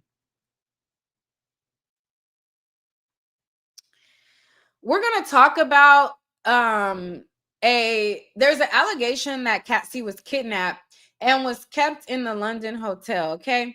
She never talks about the force. She never talks that somehow she was taken to the London hotel by some forcible means. What she actually says was that she wanted was she wanted to stay at Sean's house. Here's to stay at Sean's house. Here we have another one for the ages, kidnapping, where rather than staying at Sean's house, she has to stay at the London hotel. Let's look at the testimony on this from page 769, line 16. I'm going to read it to you, but you can read it yourself. You mentioned that you said you wanted to stay at the house. Answer, Question. Who didn't allow you to stay at the house? Answer. Sean didn't. Here's the weird thing about this. Each kidnapping is a little weird. The first gets to go home at night, and now she's like, I want to escape the London hotel to go to his house. I mean, it's just not a kidnapping. It's just not a kid. When you want to go to the house of the guy charged with kidnapping you, what does that mean? It means it's not kidnapping.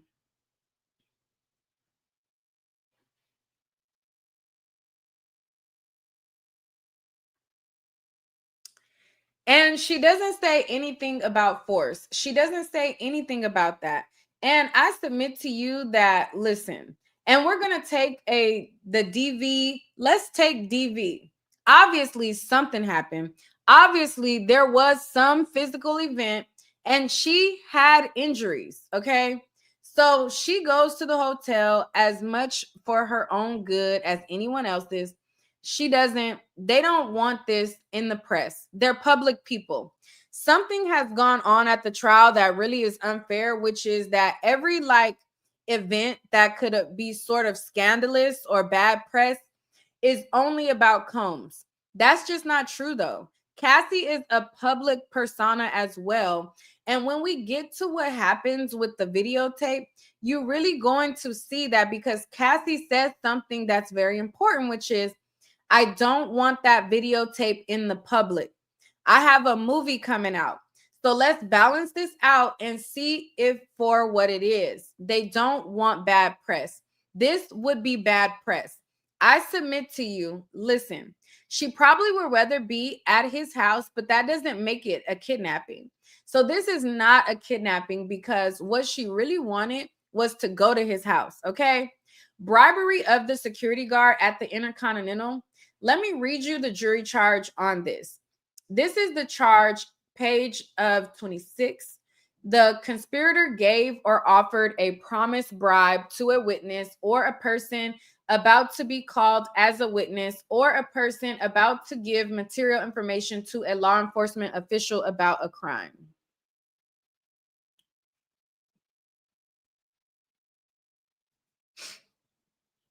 A law enforcement official, it says, 2, the conspirator acted with the corrupt intent to persuade the witness or person to agree to the bribe, would unlawfully influence the testimony or information that the witness or person would give.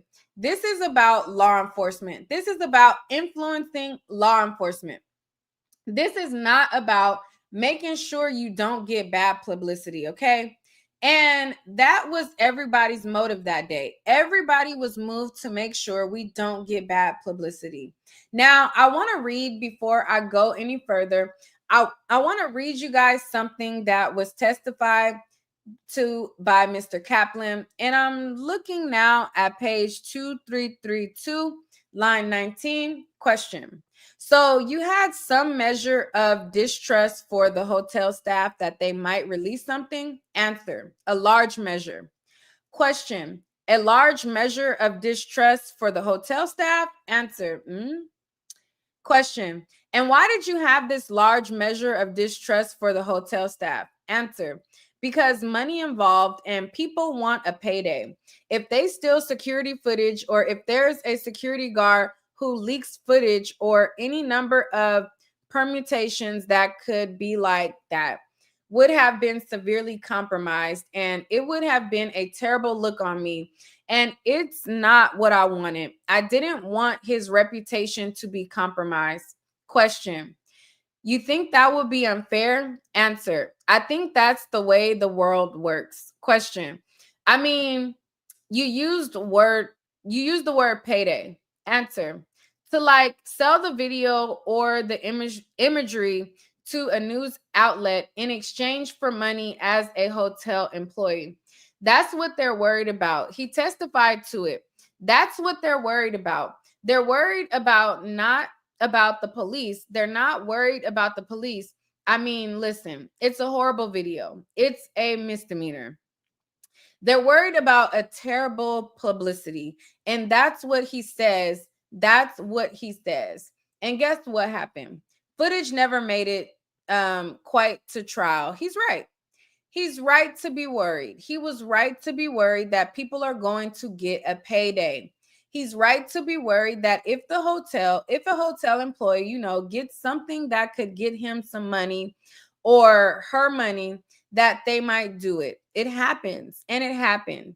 So that's what they're worried about. They're not worried about the police.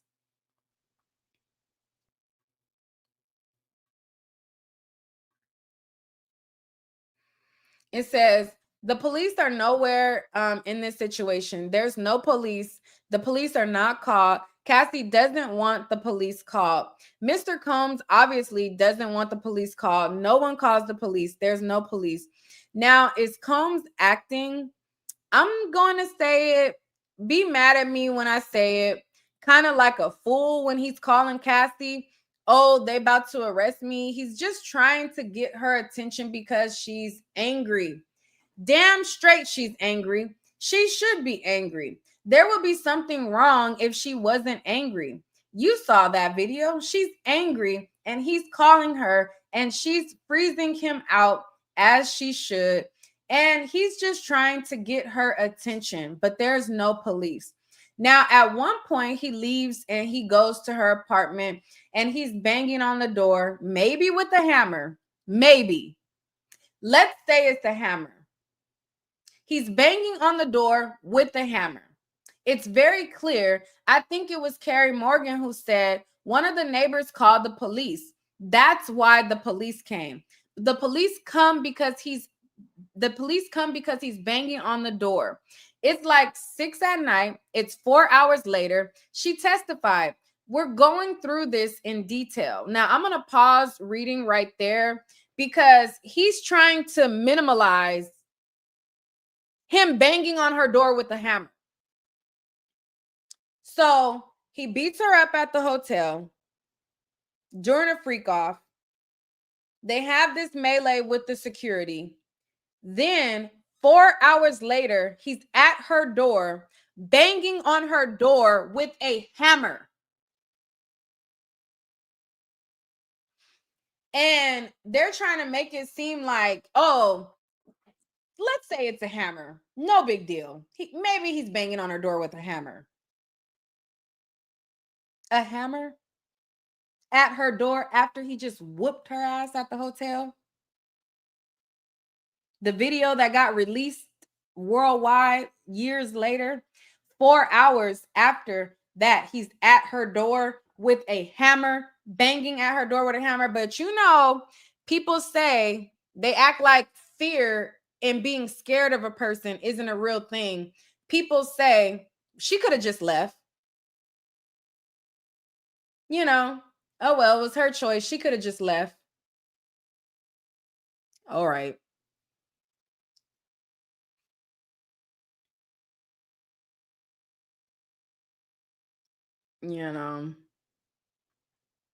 All right. When people claim that Cassie could have just left and, oh, she could have just left, I'm like,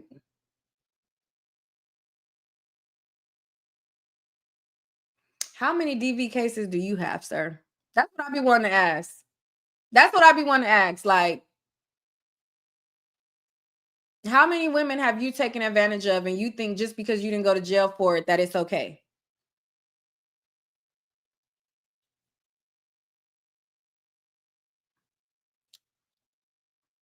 Trump.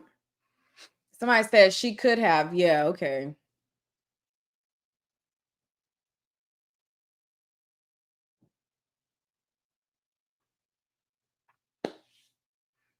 Okay. Anyways, so let's continue. He said he's banging on the door with a hammer. It's very clear. I think it's Carrie Morgan who said one of the neighbors called the police. That's why the police come. The police come because he's banging on the door. It's like 6 at night. It's 4 hours later. She testified, we're going to go through this in detail. They come 4 hours later because of what happened at the apartment. The police aren't investigating what happened at the Intercontinental. No one called the police. There were no police involved. But when he's banging on the door, Carrie Morgan says a neighbor called the police. That's why the police are there. Yeah, because they're scared that if they call the police, they're going to be deleted. But everybody else thinks that, you know, a person that will get a hammer and that will literally stomp your face and kick you and beat you, you know, they could just leave. A person that is a billionaire that has large resources, he literally administered lie detector tests from somebody that was a federal agent.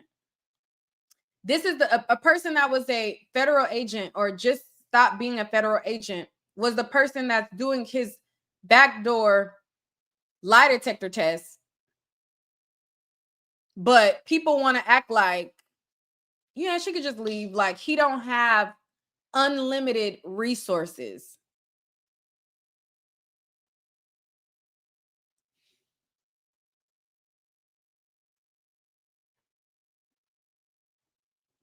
Oh, dang. Hold on. Let me see. Oh, shoot. I'm on page 58. Sorry. All right. I'm sorry. I'm sorry. If the pages don't match, just let me know. I forgot to click ahead. All right. So I am on, go to line 11. All right. So it says, now at one point he leaves and he goes to her apartment. He's banging on the door with a hammer. Maybe let's say it's a hammer. All right. He's banging on the door with a hammer. It's very clear. It was Carrie Morgan who said one of the neighbors called the police. That's why the police come.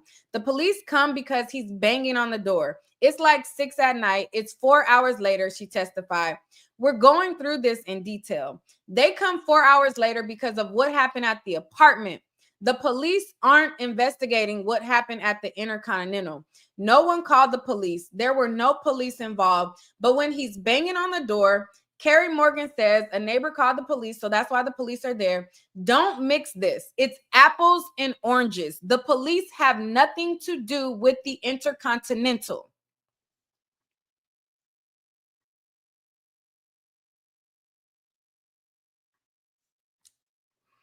The Intercontinental had no police, period. And there's no police, period. I submit to you, he cannot be guilty of bribery under California law, as the judge will read it to you. One other thing, yesterday when the government was summing up, they put up a slide, and the slide, I think, looks something like this. It had the top of this and it had the bottom of this, okay? They showed you part of this and part of this, that this agreement said that no one can tell anybody. No one can tell anybody about like what happened. If they would have showed you both pages of this, which they didn't, you would know that's not true, because let's read the second page. It wasn't on the slide, which they didn't tell you about. This is going to be a theme. We're going to see about a dozen of these over the next few hours. What does this say on the second page? All right. So I guess he made them sign a non-disclosure agreement. So what he's talking about is after the incident happened, they had to sign non-disclosure agreements. All right.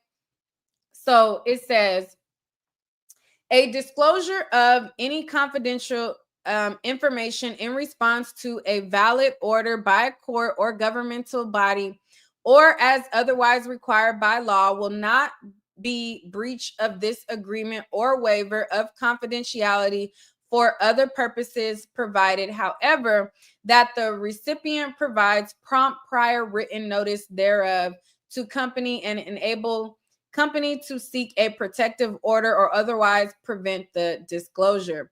What this says is that they can very much tell the police. They can very much do whatever the law requires. But we want an opportunity to go to the court and say, maybe this still shouldn't be public. Maybe they go to a court and they win. Maybe they go before a court and they lose. But that's very different than what the government told you that the agreement said yesterday.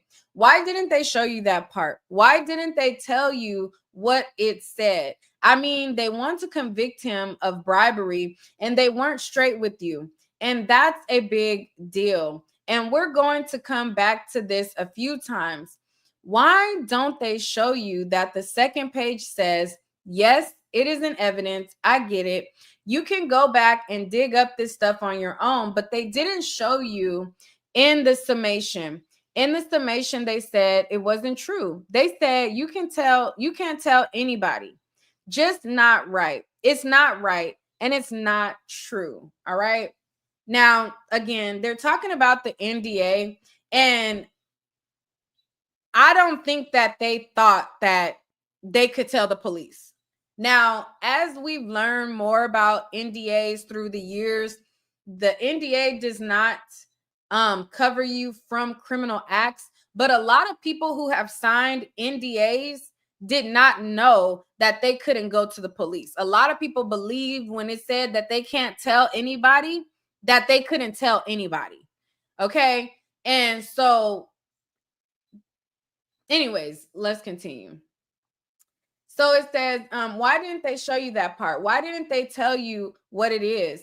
I mean, they want you to convict him of bribery and they weren't straight with you. And that's a big deal. And we're going to come back to this a few times. Why didn't they show you that the second page said that it's an evidence? I get it. You can go back. That's just not right. Okay, let me go down to line 16. It says, here's another thing. Witness tampering. The woman who came into this courtroom and testified under the false name Mia, okay, they say, I think that D-Rock was trying to pay Mia. D-Rock was trying to give Mia money, and in context of things, that's tampering with the witness. Here's what they didn't tell you. And yeah, I know it's in evidence and you can dig it up and find it, but they didn't tell you about it. I'm going to read the whole message to you because part of the reason I'll read the whole message to you is because there's this notion that the government is that she's like somehow scared and battening down the hatchets and all of this stuff. But listen to the message to D-Rock. It says, D, I miss you so much. I know how much ish you deal with from all over and in every direction. And staying in your bubble is super smart to protect your mentality from any more BS than you need. We've all got our own BS to take care of, right? And sometimes when we are natural caretakers, we tend to ignore our own needs and everyone assumes we're okay, but we need help, love, and empathy too. So just know it's okay or not to be. You know what? I'm not going to read the whole thing. It's just too damn long. I'll read the second to last paragraph, but I'll do a charitable-ish here, like helping out local families, grow small businesses, building their little houses, whatever they need, etc. That I act physically do because I'm out of Skrillo money. I'm out of Skrillo money.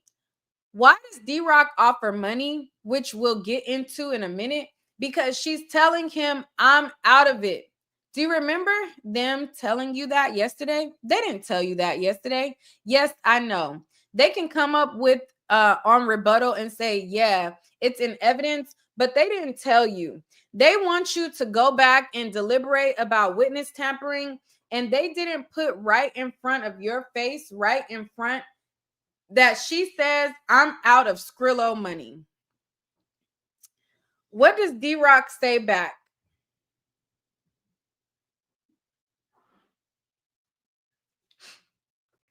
What does D-Rock say back? I'm proud of you. You're my sister for real. If you need anything, I can help.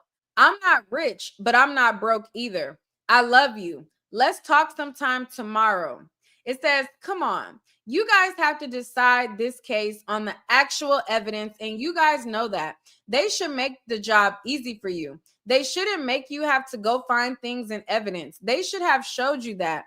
They should have showed you that she said, I'm out of Skrillo money. All right. The other witness tampering that they say happened is with Jane. This is in regard to those 2 recorded phone calls. So let's talk about that. This is right on the heels of the Cassie lawsuit. And I submit to you the big issue at the time I'm going to, holy ish, are we going to get sued again? Are we going to get sued again? What the heck? From 6 years earlier, Cassie comes back and sues me for our life together. You know, for our life together. Is this happening again? He's not thinking. First of all, there's no evidence in the record that there's a federal investigation at the time of these recordings. None. There's no evidence in the record that there's a federal investigation, and there's certainly no evidence that he thinks there's a federal investigation at this early stage. I think it's November 19th. I think Cassie lawsuit had come out like 2 days earlier. And the judge is going to tell you that, you know, it's obstructing a federal investigation. And I submit to you, there's nothing in the record to indicate A, that there was one, or B, that he even is thinking that way. But what there's every indication to believe, what there's every is that he's afraid of getting sued. And so listen, is it, you know, those recordings sound terrible in my opinion, because he's trying to I guess stay off of a lawsuit, but that's what it is. He's trying to he's not trying to do anything with a criminal investigation, because there is no criminal investigation, but he's worried he might get sued. And guess what? When it comes to Jane, he still might. We'll talk about that in a minute. Forced labor. Let's go to forced labor. Capricorn and Mia Capricorn. The court, Mr. Agnifilo, before you in terms of when an appropriate time for break. This will be fine. This will be great. Yes, Judge. Let's take a break. Come back in. All right. So, at this point is when they went on break. And I think at this point is when I came outside to talk to you guys, because at this point of the proceedings, I wasn't like, there was nothing that like was anything other than what I heard already on social media. And there wasn't really any wow factor that moved the needle for me at this point. Now, there was higher points later in his testimony, and I'm going to read to you guys those. But let me just show you guys a piece of my live from yesterday. All right. So let's go to my live. And if you guys have not hit the like button, hit the like button. All right. And let me actually see how many people hit the like button, because if y'all ain't at least hitting the like button, child, I'm not about to just sit here and read for y'all for no reason. Y'all can't support the video. Hold on, let me check these likes out real quick.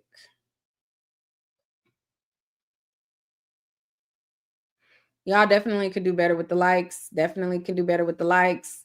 Y'all definitely can support the channel as well.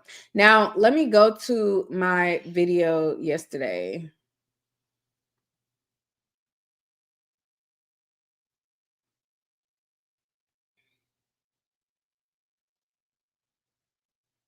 All right, hold on. Let me pull it up real quick. The court is taking a break. Let me take a break too. Okay.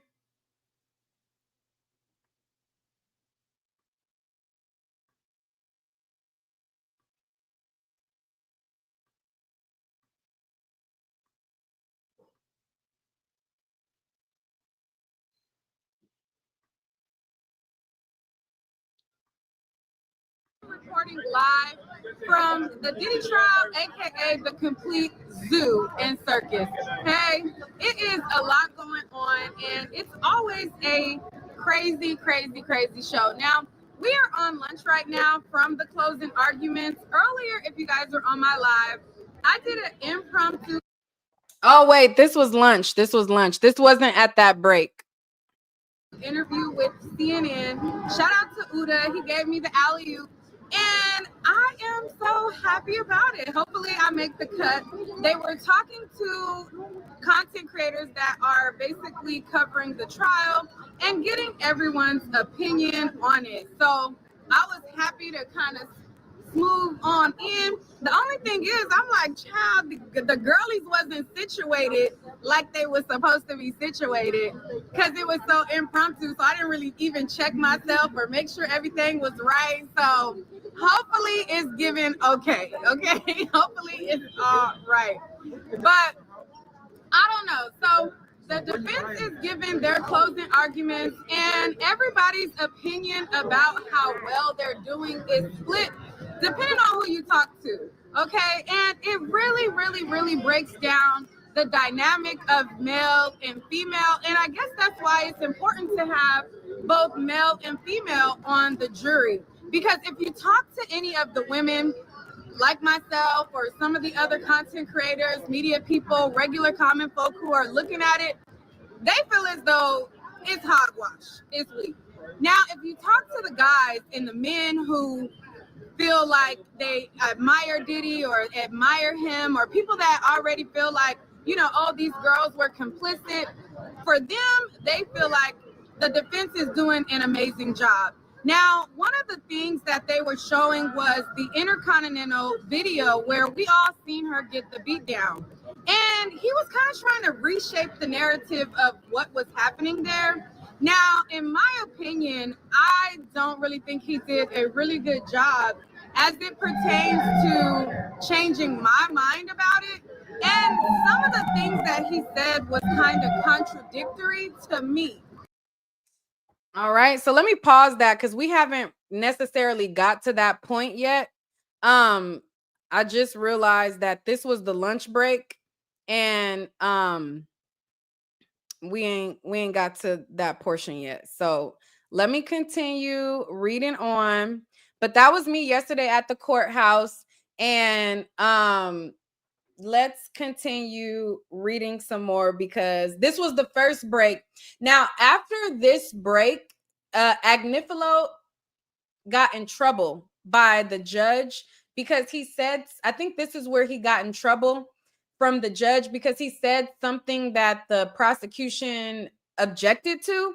So let's read that and continue. But are you guys enjoying the reading of the transcript so far? Now, obviously, it's taken a while to read through because this was an all-day transcript. Like, I mean, this closing arguments went for the whole day. Like, it was a whole day that this happened. So,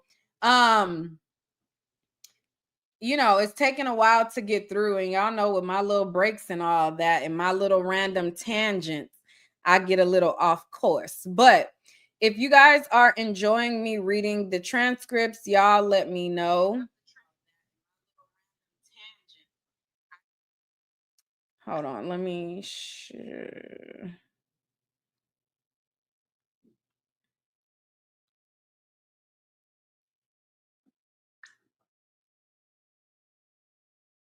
One second. Oops, what did I do?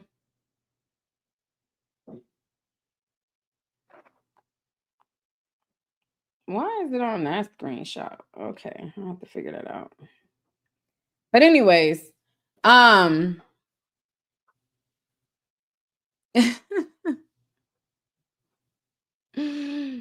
Diddy's team knew what they were doing with 9 men and 4 women on the jury. An older white man that didn't play that ish about police telling them what to do. Yeah, they definitely got, you know, they got a chance to have, I think if anything, probably a hung jury for sure.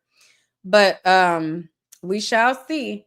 So, all right. So it says, okay, so they took a 15-minute break.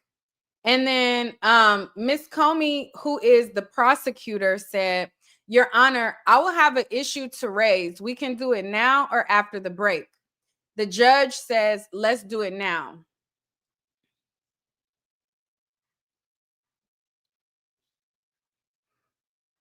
It says, Your Honor, I really didn't want to object in the middle of counsel's summation, which is why I've held my objection till this break.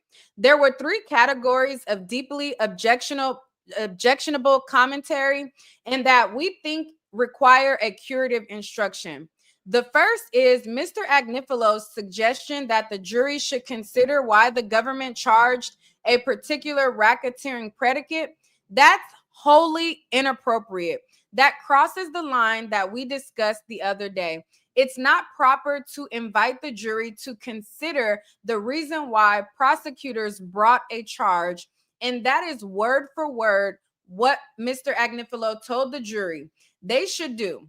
We need a curative instruction instructing the jury that the reasons for charges and prosecutors charging the decisions are not the province of the jury and not something the jury should be considering. And we need that after we come back from break, Your Honor. The other 2 categories are 1, Mr. Agnifalo told the jury that what happened on the Intercontinental video is assault and that it is a misdemeanor.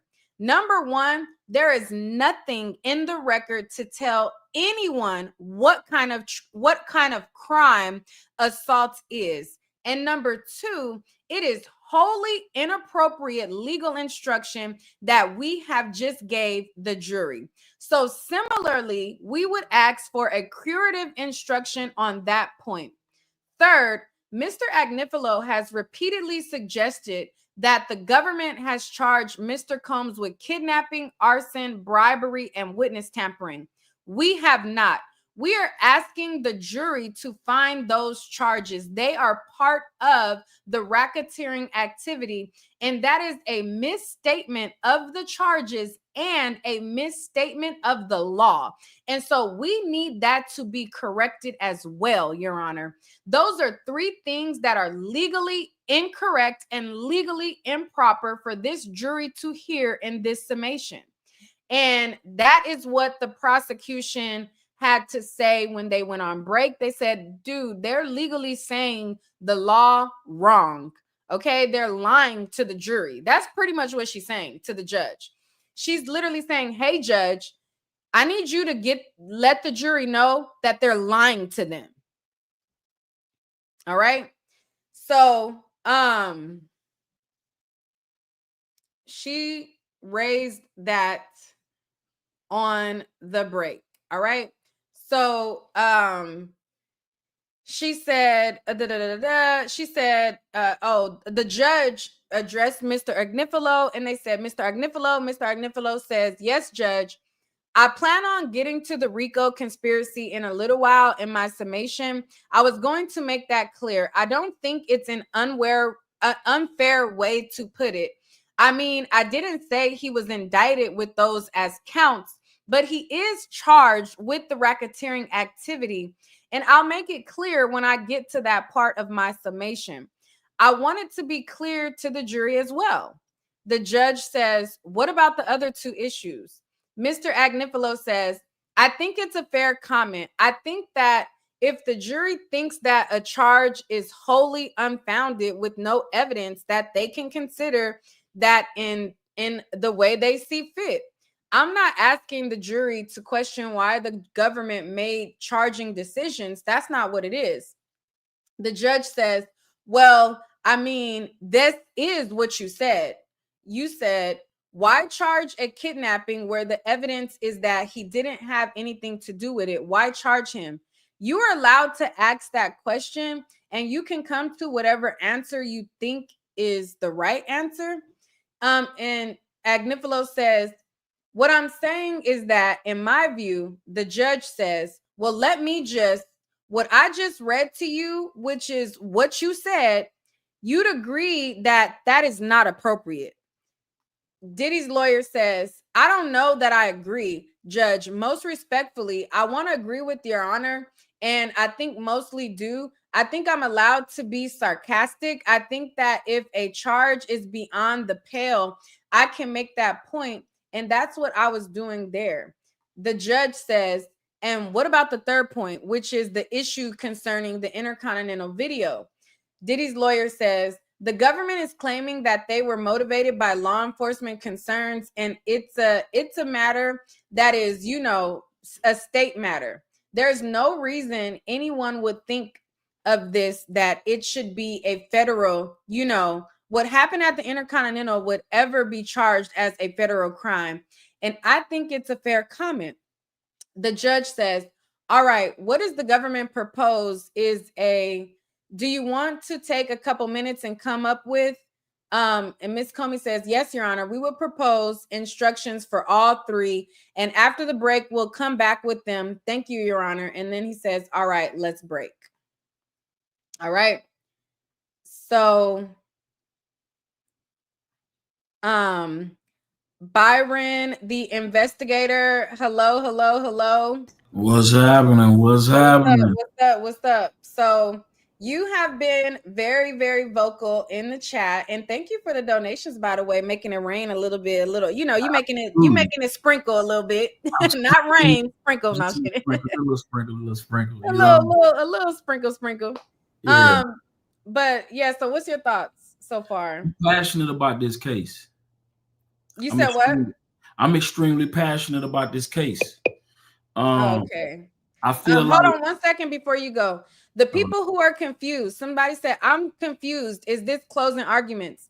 They went on a break. So the judge gave a break to the jurors, and in the midst of them going on break during the closing arguments, the prosecution raised an objection. So out of the jurors' presence, they're addressing what they feel was improper that Agnifilo did during his closing. So the jury's not in there. The lawyers are kind of like battling it out while the juror are able to take a break. Now, go ahead, Byron. Nah, so I'm passionate. I'm extremely passionate, and I'm passionate because I feel okay. Let me say this at the beginning. So when this case was first started, I thought we was gonna see kids. I thought we was gonna see celebrity white parties turned into freak offs. I thought we was gonna see dungeons, right? I thought I was gonna see all of this stuff, and a lot of this was basically started from social media. And come to find out, this really is just a toxic relationship between two drug addicts that got domestic violence involved in it. And to me, for them to be trying to distort the law to convert something that was meant for the mafia into a relationship, to me, that is like it's a gross overreach. I think any American should be concerned that if the government can do that and convert criminalized relationships in that manner, we are not safe. I don't care how a lot of people are caught up in the salaciousness of the Diddy trial, and they think, oh, I'm not like Diddy, so I'm good. No, you have to look at the actual predicates, and you have to understand how RICOs are designed. RICOs are designed to go after people when you don't even have good evidence. That's how they was able to get the mob, because they didn't need clear evidence to get you. So if you convert that and move it to a relationship, relationships are not clear. It's never clear. What people decide to do in their own homes is never clear. So if I dislike you, or we have a bad breakup, I literally can be facing a RICO charge or sex trafficking or anything of the sort. S trafficking. Go ahead. S trafficking if the breakup is bad, and I'm talking about regular people. I'm not talking about Diddy type people. And that's what I'm passionate about in this particular situation. I could care less about Diddy. I think what he did was deplorable. I do not support none of what his sexual his sexual activities, any of that.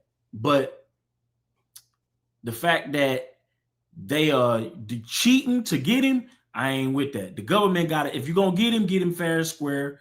If you're gonna get him on the facts, not on distortions of the law, not on distortions or weird distortions of what we're seeing on the internet, because a lot of that stuff it's proven to be false. And that's just the truth. Right. But the government didn't make their case on rumors. A lot of people just went off of rumors. They made their case on the abuse that Cassie sustained, her being forced to sleep with men off of Craigslist and Backpage unprotected while she had UTIs, her beaten to a pulp, her held up in hotels, then him buying and paying escorts and flying them over state lines, then him continuing this behavior with different women and so on and so forth. So, I mean, yeah, we all thought that it was going to be juicy and real salacious as it pertains to certain celebrities.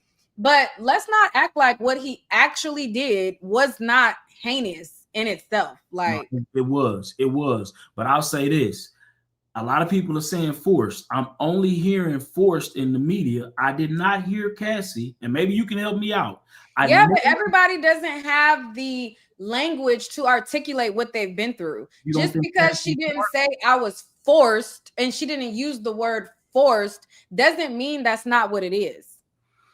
So this is my issue with somebody can come to my house and I could be like, they made me get in a car and they made me go with them and I couldn't go and they grabbed me by my hand. I don't have to use the word kidnap for it to be what it is. Like, you can describe something happening to you and maybe you don't have the vocabulary to know that you were kind of forced to do that. That doesn't mean that that's not. Tell me this though. Okay. Have you ever smoked crack before? No. Okay. Would you ever smoke crack? No. Okay. Do you think it's people on the earth that smoke crack? Yeah, I got crackhead family members. Do you understand why they smoke crack at all? I don't try to. It's addicting. Yeah, and so my question is, do you believe that maybe Cassie is just into some things that me and you may not be into? Is that possible? Is it possible for another human being to be into some things that me or you not into or can't even relate to, can't even understand? Do you so you think she was into getting her ass whooped? I believe that there's some women who are into toxic men for whatever they believe. Do you believe that she was into getting her tail whooped?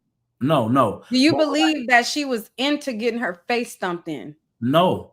Do you believe that she was into being held up in hotel rooms and guarded by security? You think she was into that?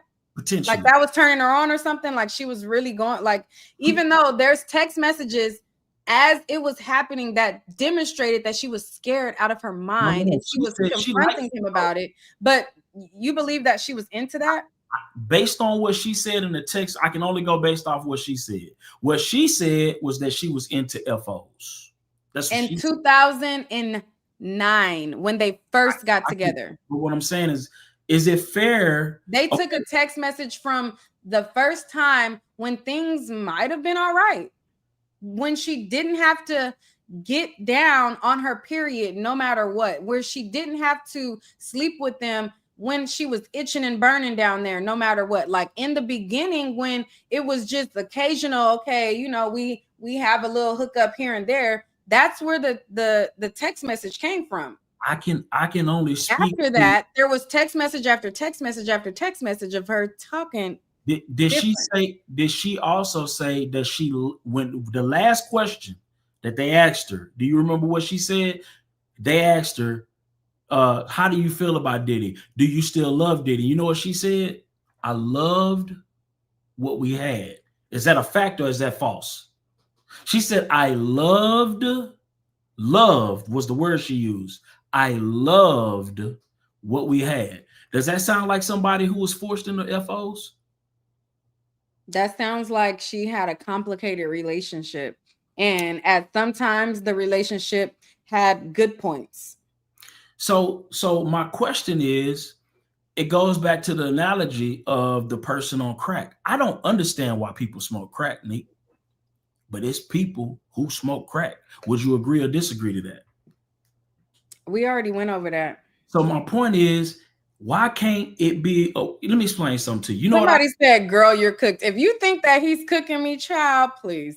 No. I'm just not. And that's no shade to you, but I'm definitely not getting cooked. If I cooking, I don't want to cook. I disavow that. Like, I do not want to cook. What I'm saying is, at the end of the day, people are in. Listen, you know what I personally think? Do you think that manipulation and grooming is a thing? Do you think that there are effects on girls that are younger? Do you think that there's influence from certain lifestyle? A little bit. People put on it. I think people. So do you think that a man that's almost 40, do you think that he has more experience than a 20-year-old or no? Yes, he does. He does. Does he know how to get his way better than a girl half his age? I doubt it. I think people are always negotiating. I think she was negotiating for what she wanted. Do you think he was more wise than she was? Probably not. I can't say that. But what I can say is that at the end of the day, I personally think Cassie was in a relationship, right? She was in a relationship, and I think she did probably like the FOs. I personally think that she liked the FOs. Now, what she don't like is everybody knowing her business. Now, here's the thing. I know women. I went to school. You went to school. I knew it was women that was a little loose. They would have trank choo-choos, right? But they didn't care in the moment.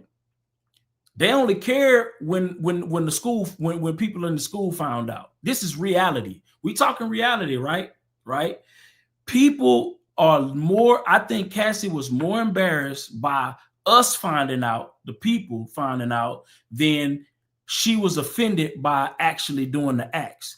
Hence, even though she has text message documenting how offended she was by certain acts. I think she was offended that Diddy never took her serious more than she was offended. What about the text messages where she's literally confronting him about it? She confronted him about it, right? But here's the deal. Relationships are complicated. Listen, how many people buy Christmas presents for children that when they can't afford it? Right? Have you ever heard, do you feel like your parents ever bought you Christmas presents when they couldn't afford it? I'm asking a real question. Do you feel that's a true real question? Come on now. That's a true real question. Have your parents ever bought you gifts when they couldn't afford it, or provided for you when they couldn't afford it? That's a real question. Right. Let me answer this real quick. And thank you so much for the $5 super chat. Does your Miss Pooh says, I was 19 and my husband was 32 and we're still together 26 years later. Cassie was not a victim. Now, I understand that you have a different perspective, but if your husband, who literally is nowhere near Diddy, doesn't have the funds, resources, power, or money as Diddy, was not under the same circumstances. So when people say stuff like this, I'm just going to add in the missing context that she didn't say. Because to say this would mean that your context of your situation is similar to Cassie's. So I'm going to reread what you wrote, because it'll only make sense if these things put in place. I was 19. My husband was whooping my ass, and he was 32 when we got together. He was forcing me to sleep with men. He had unlimited resources, and we're still together 26 years later, and she's not a victim. If your husband was not whooping your ass, and if your husband was not rich and powerful, I mean, you really cannot equate somebody that's going and clocking in at Dollar General to somebody that is a multi-millionaire, later turned billionaire with unlimited resources and everything like that. I don't think money. She said, no Diddy money, but we are millionaires. All right. Yeah. I don't think money is as powerful as people give it credit. I think some people have, morals. I mean, I think some people. Somebody said her husband was attracted to teens in his 30s. That's crazy work. Yo, that's wild. Hey, but they still happy though. Different people. I mean, they're still happy, but she got to be real with herself, right? The mentality that she has as a overgrown woman, she knows what it's like to be 30 and she knows what it's like to be 19. Her 32-year-old man was attracted to her 19-year-old mind. At the end of the day, man. At the end of the day, you know what I think is narcissist though? Big time. I think people thinking that what I choose to do for me has to be what obviously has to be what you choose for you. I think that's the most narcissist complex that I've seen centered around this case, because we want to believe that because we wouldn't tolerate it and we think it's offensive, that everybody in the world thinks. But that could go the other way too. Just because you think that she's living a life and she's accepting it doesn't mean that that's how she perceived what she went through. But I can only take her at her word, and at her word, her word is in the text messages that you keep dismissing. Okay. So let me explain why I dismiss it. Because I believe that go ahead. Let you get your final word, because you can't say let's take her at her word, and then you're literally dismissing her word and how she felt when she felt she was threatened, how she felt he was going to delete her, how she felt. Like, these things are documented. But go ahead. I'm gonna give you the final word, and then I'm gonna go back because I'm gonna get a headache. She was saying that in the context of him not taking her serious. It was more about him not taking her serious than it was about Who said that? Who said that? Cassie. She wanted to be the number one chick. That's where it was coming from. It wasn't coming from I dislike the FOs. It was coming more from a place of, you got me doing this and you treating me and you not letting me move up the ranks in your whatever. That was Jane's. That was what Jane had the same issue. Jane had the same issue, but Cassie felt the same way. She wanted him to be more exclusive. She wanted him to give her a baby. But does that discount her wanting an actual relationship and not to be treated like a smut lot lizard? Does that mean that she wanted to be a smut lot? That no. Just more confirms that she didn't want to be a sex slave. She wanted to be a person that he treated with love and acted like he loved. Well, I mean, I interpreted that in a different way, but I respect the way you interpret that. I just interpret it as, relationships are complicated. At the end of the day, relationships are complicated. I'm of the belief that I just let people be people. People are complicated. And just because I don't like it, don't mean that somebody else ain't gotta like it. At the end of the day, you got people that was in gay relationships, right? And those relationships were deemed as unnatural, all of these different things, right? But those people are able to get married today. And what does that have to do with the crimes that he committed? What does that have to do with him stumping her face in, hiring a plastic surgeon to cover it up, bribing the security with $100,000, $50,000 for the tape? What does that have to do with him breaking into Kid Cudi's home? Now, his attorney agreed that his vehicle was there. What does that have to do with the actual crimes? What does that have to do with him getting escorts and transporting them over state lines to freak off in these, like, what does that have to do? People are morally offended at FOs, and they believe is prostitution a crime. So having an escort is not a crime. Prostitution is a crime. Hiring it, no, listen, this is law, this is textbook. Hiring an escort is paying for a exchange in bodily fluids in exchange for money a crime? Yes, but that's prostitution. Okay, thank you. Okay. Escort. Listen, if you go to what's the name of the place that they got the people from? Okay, you sound Angels. like you just reading his No. what you call it. No. They're just paying for time, right? But that time includes them having. It's a fact though. It's a fact. Okay. It really is a fact. If it wasn't a fact, then I'd be like, it ain't a fact. I would tell you the truth. The truth is paying for an escort that chooses to have sex after you've built a relationship is not illegal by the textbook. Now, paying a prostitute that is soliciting sex for money, that is illegal. But if I tell you that I'm an escort and you're going to pay me no matter what, if we have sex or not, then that by the law is legal. It is. Okay. And if you look at Sheree, all right. If you look at Sheree, hold on one second. If you look at Sheree, the dancer, he got paid. Yeah, the Punisher. He got paid the first couple of times he went there, and they never had sex. And then when he was propositioned with it, and he liked her, they decided to have sex. That's. I mean, what else can you say? But yeah, appreciate you. I just wanted to go ahead and share that. Thank you for coming on. You got a channel. They might want to hear what you got to say.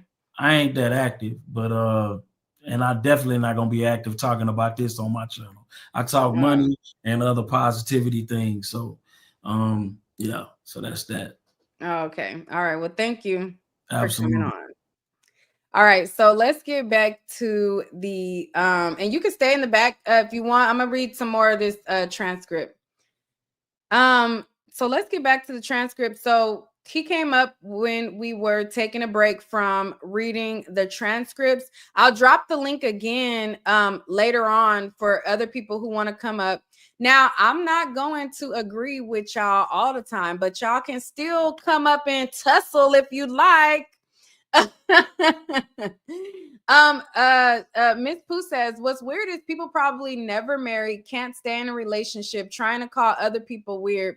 One thing I don't have to do is lie. Diddy is not on trial for Kid Cudi or beating up Cassie. Learn history and you will see what the feds are setting up. All right, Miss Pooh, I appreciate the $100 super chat, but what I want to know is, was there violence in your relationship? You did not answer that.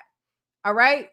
You said Cassie's not a victim because you at 19 married your 32-year-old man.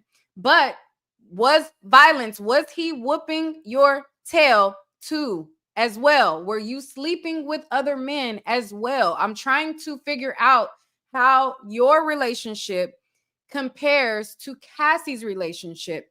Does your husband sleep with 6-7 women at any given time? Does he fund the lifestyles of his baby mothers and still sleep with them while in a relationship with you? These are all of the facts of Cassie's relationship.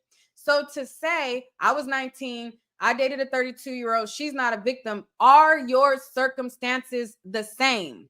Were you getting your head knocked between the washer and the dryer? Were you getting flown out to sleep with men off Craigslist and Backpage? Were you getting your head knocked in when you didn't want to sleep with men off Craigslist and Backpage? And were you risking your life and allowing men to ejaculate on your cooter box so that your man can wipe their fluid on his nips? Let me know, because you saying you was 19, he was 32, y'all still together.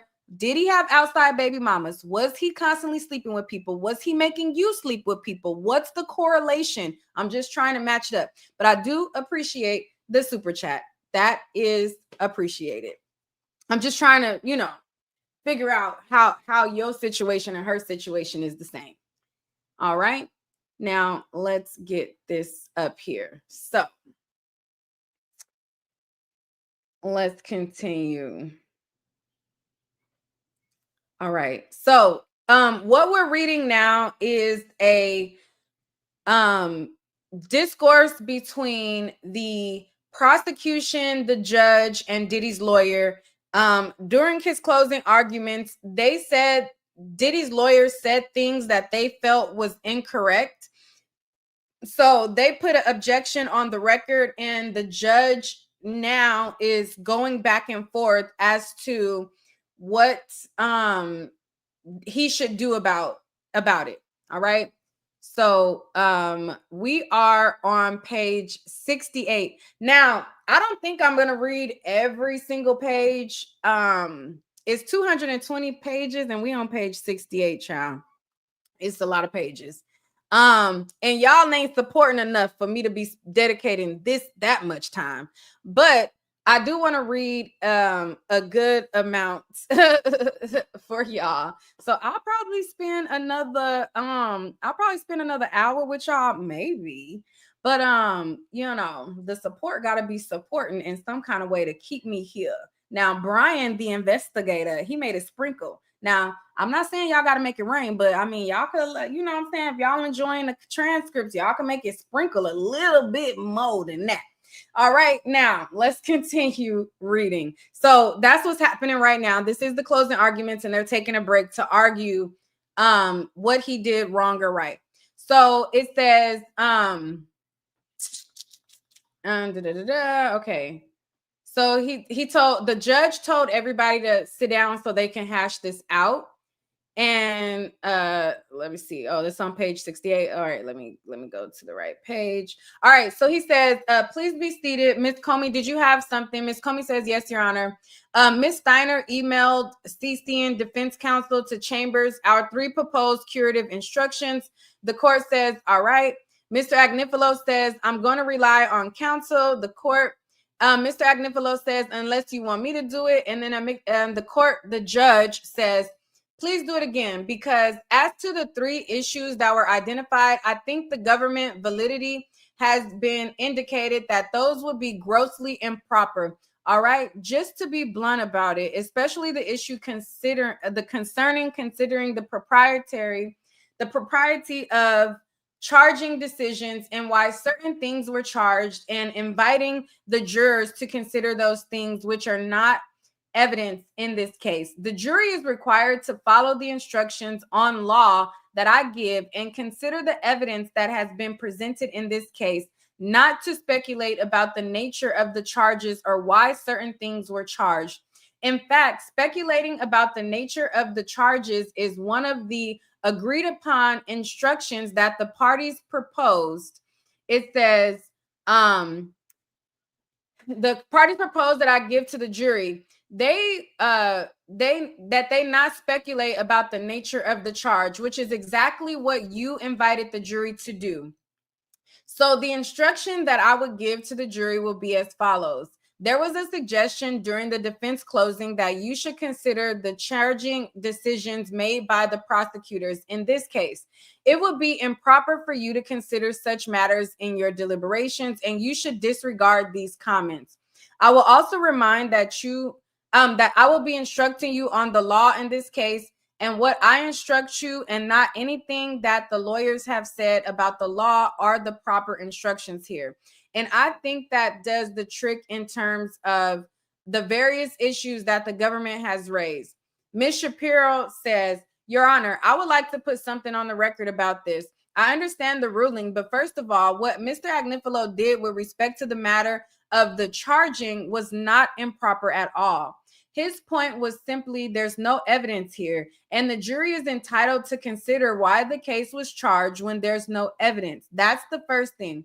The second, I just want to point out, and we didn't object yesterday, we did not interrupt because Mr. Agnifilo can respond to these things in his summation, and the jury instructions will make clear. It says,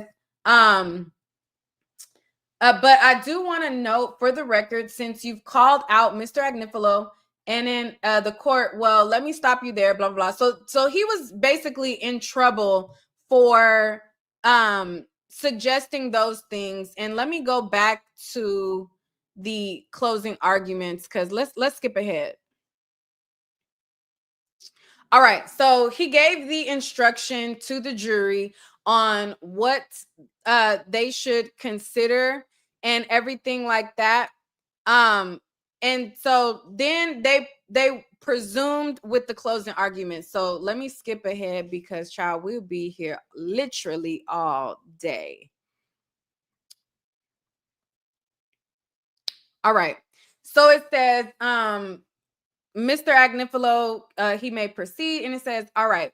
So we were talking about forced labor, and we already talked about Capricorn. Now we're going to talk about Mia.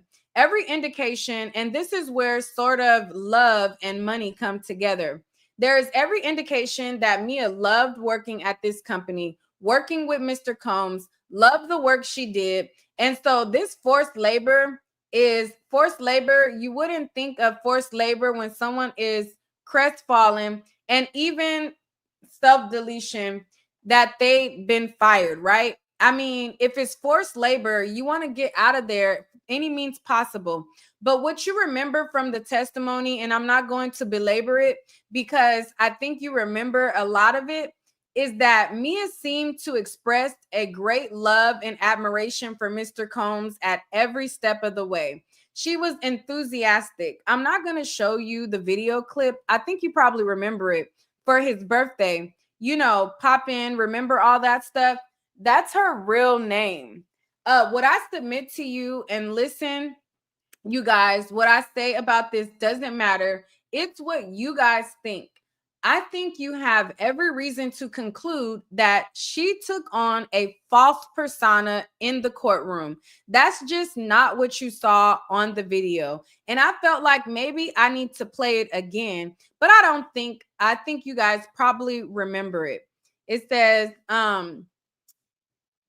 she was bubbly. She was outspoken. She was happy. I know the government position is, well, because she wasn't talking about something, you know, traumatic. But listen, I think the evidence is pretty clear. I'm going to go through it, not in tremendous detail, but at least enough that this was not unwanted sexual contact. And I say that because of a few reasons. But one of the reasons I say it, at one point, there was a text exchange between Combs and Mia.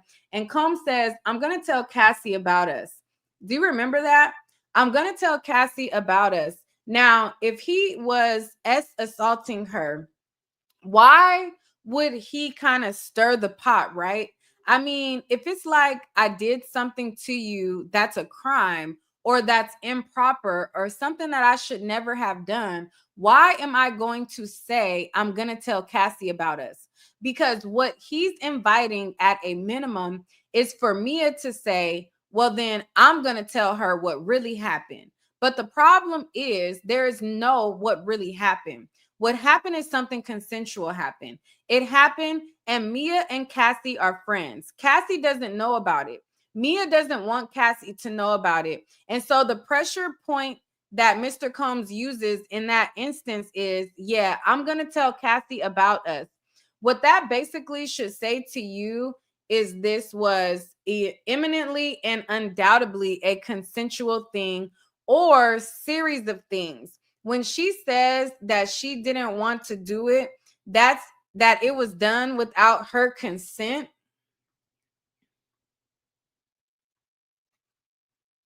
When she says she didn't want to do it, that it was done without her consent, that's just false. And certainly Mr. Combs knows it's false, which is why he's handling this way. He's handling it and sort of saying, all right, so tell her. All right. Thank you, Byron, again for the super chat. He says, what he says is that I was going to take this. What she says is that I was going to take this to my grave. Well, when one person is like, I'm going to tell Cassie, and one person is like, I'm not going to tell anybody ever, maybe one sort of shining light on this event is the one telling the truth. And I submit to you that the situation here, there was not any unwanted contact between Mr. Combs and Mia. Now, I know it's absolutely possible. We heard platonic love from Capricorn, to have platonic love and admiration for someone. No doubt about that, of course. But I submit to you that the feeling that Mia had for for Mr. Combs went way beyond that.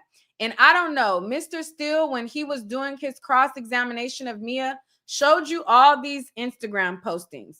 I think they're Instagram posting some pictures and stuff, right? One is just more positive than the next, more positive than the next, more positive than the next. There's wonderful pictures and wonderful sort of slogans. And I know the government says, well, that was kind of her job, you know, but it's hard to be effusive and loving and leaning into sort of a good times and things artificially. So I submit to you, that's how she really felt. But if you have any doubt, about all of those postings that Mr. Steele took you through, one after the next, after the next, after the next, you can't have any doubt about this. This isn't in evidence. This was given to you as what's known as a demonstrative. So you can't take it back into the jury room because it's not a piece of evidence. But what you can see, it is something really remarkable, really, really remarkable. And this is not part of her job. This is not. All right. So I'm going to pause right here. So what he's showing what he's showing the jury at this moment is a book that she made. So for his 45th birthday, she made a book comprised of articles throughout the years, and she wrote him a letter, and she was basically telling him that the reason why she made him this special book with all of these articles from, I think it was like 1993 to 2000 and something, and all of the articles that was done on him throughout the years, while he's talking to the jury. And yeah. Oh, Henny, I sent you the closing. Did you get it? Did you get it, Henny? I sent it to you.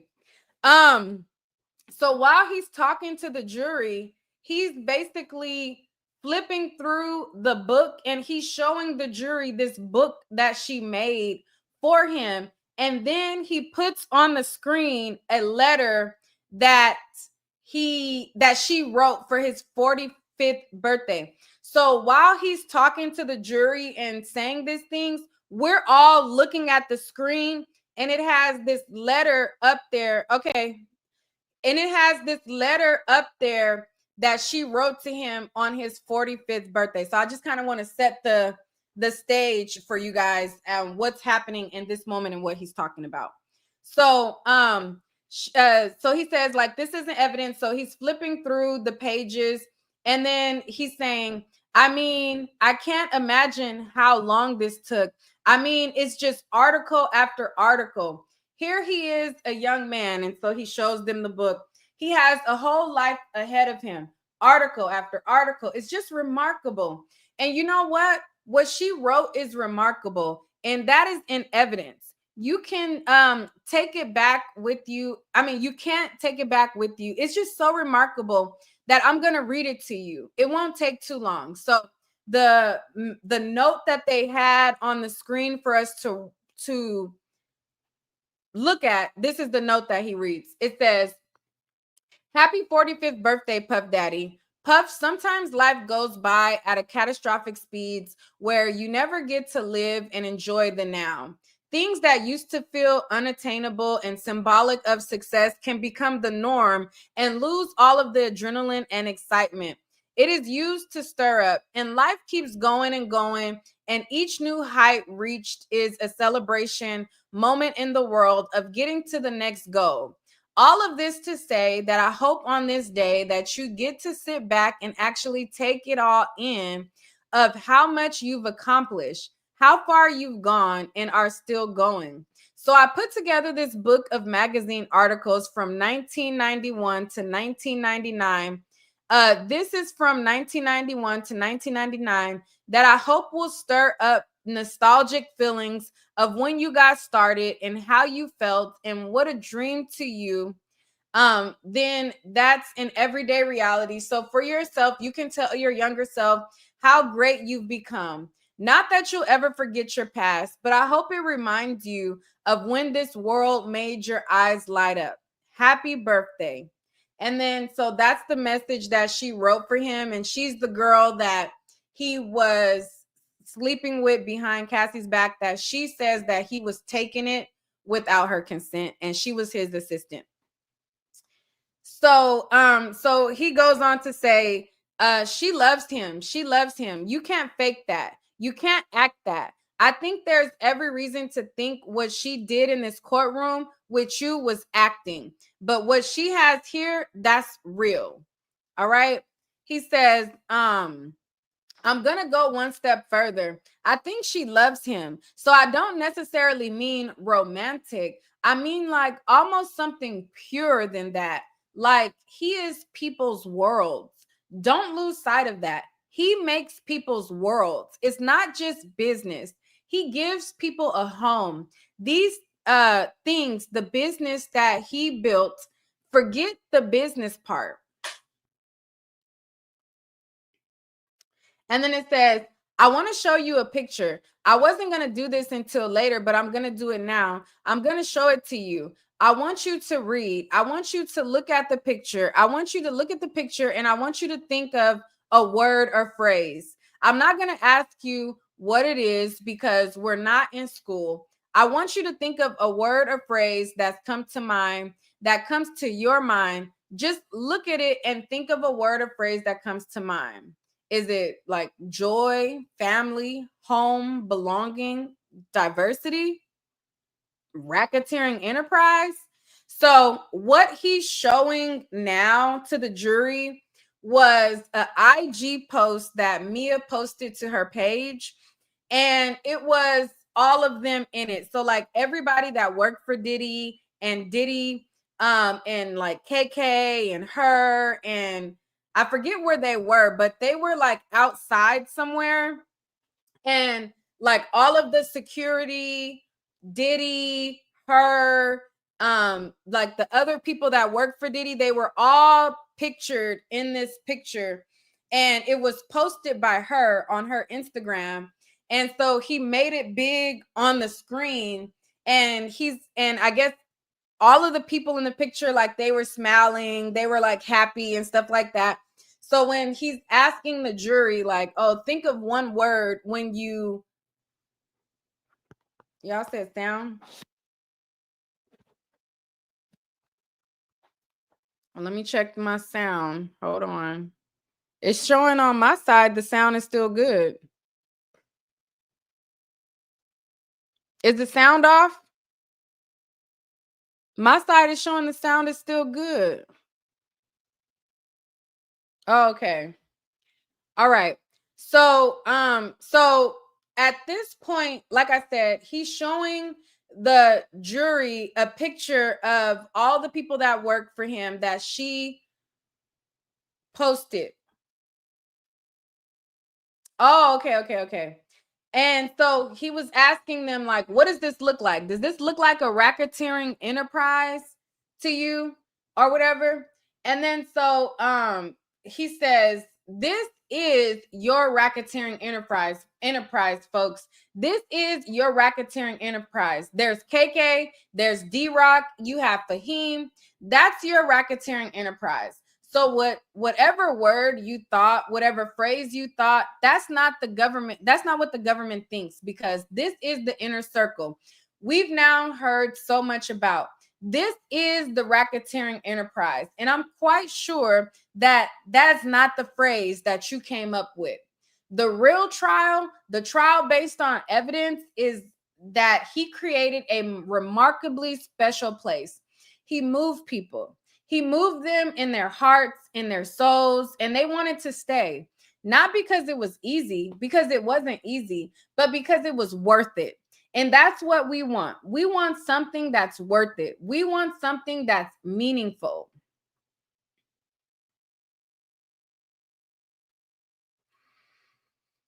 And that's what he gave everybody. It's all been taken away. So when Mia is told that she's going to be fired, this is the fence exhibit 1728.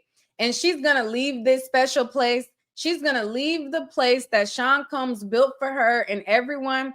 She had the following text exchange with KK. This is racketeering. When he starts saying this, I start busting up, because after everything, it was racketeering, co-conspirator, KK, racketeering, co-conspirator, KK. It was so funny. But anyways, he said Mia wrote that she was going to control alt delete herself. All right. So after she was fired, she was feeling like her life was ruined. Okay. She felt like her life was over, her life was ruined. So he reads a text exchange from Mia and KK. And so it says, Mia writes to KK and she says, I'm going to delete myself. My life is over. And then racketeering co-conspirator KK responds, OMG, what the F, Mia? That's not funny. Mia says, I don't think so either. Literally over. Racketeering co-conspirator KK. What is wrong? And don't say that. Take it back. Mia, watch your back here, my love. Racketeering co-conspirator KK. Answer your phone, Mia. This is serious. Now, when it says racketeering co-conspirator KK, this is what Diddy's lawyer kept saying. Instead of saying KK is responding, he kept like, he was trying to be funny about it. He was like, racketeering co-conspirator KK responds, because KK is kind of trying to tell her, girl, no, like, don't be trying to off yourself. So he was trying to put emphasis that the government is labeling her a racketeering co-conspirator. So he was like whenever it says racketeering co-conspirator, he was being sarcastic. So anyways, he was like, racketeering co-conspirator case. The case says, answer your phone. This is serious. Racketeering conspirator KK says, Mia, you can't make a statement like the first thing you said and then not answer your phone. I'm serious. Please answer your phone. I'm gonna call Yaya if you don't call me back right now, please. And before he reads anything, he kept on saying racketeering co-conspirator KK. Mia, I'm serious. Mia, what the F? You can't say that and not answer your phone. I'm serious. And then it says,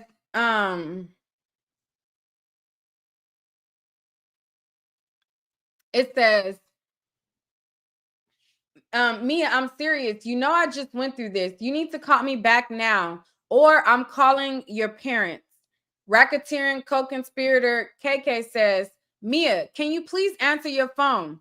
Then after a while, Mia replies and she says, F, I'm so sorry. I completely forgot. I'm so sorry. I'm with Flora Gomez. I'll call you soon. The last thing she wanted to do was leave. The last thing she wanted to do was leave. Okay, so this is Diddy's lawyer. Like after he read through those correspondence, he's basically saying, look, she wanted to end her life when she got fired. That's the last thing she wanted to do. So it says the last thing she wanted to do was leave. The last thing she wanted to do was leave, and she was charged with forced labor. And there's just no evidence of it. Let's talk about drug distribution. And where we're going to start is, I'm going to read something that the government said yesterday. I'm sorry. The government information yesterday said to you, you heard the defense asking witnesses about whether the drugs amount were for personal use, meaning the defendant's personal use. But that's just a distraction, okay? That's what the government said yesterday. Here is the charge, and let me reiterate. What the judge charges you at the end of the case is the charge. I'm going to read what I think the charge is going to be, but the charge is not the charge until the judge gives the charge. And then he reads, if a person possessed drugs solely for his personal use rather than the purpose of distributing them to anyone else, then the person did not intend to distribute drugs. It's not distribution. It says, that's the charge. A small quantity of drugs standing alone is insufficient to prove intent to distribute. Let's go to the next paragraph. An individual's agreement to buy controlled substances from a seller does not establish that the buyer joined with the seller in the conspiracy to distribute or possess with intent to distribute those controlled substances, and the buyer's contact with drug traffickers without more is not sufficient to prove that the buyers participated in such a conspiracy. In other words, the agreement to distribute from one alleged co-conspirator um uh from one alleged conspirator to another cannot also be the agreement that forms the conspiracy. So here's what I think the evidence shows you. That's not been one single witness in this case, and the government called many witnesses who gotten on the stand and said, I knew I was committing a crime, and I was committing a crime intentionally, and I was committing a crime for Combs when I was bringing these drugs because I thought they were for personal use. And really, on this point, Brendan Paul, who only testified a couple of days ago, was clear as a bell on this. He said that these were personal use drugs, and he told you, I didn't think they were criminal. And then he says, I forgot to take the white powder out of my bag. And when on March 25th, when the search was done, they found the white powder in my bag in Florida. And he says, I got the best lawyer in the world and my charges were dismissed. Okay. So let's look at the three things that he says. I moved the white powder. I brought the white powder to point A and point B. I did all that. I didn't think it was breaking the law because it was personal use. That's what he said. They found the personal use drugs in my possession and my case got dismissed.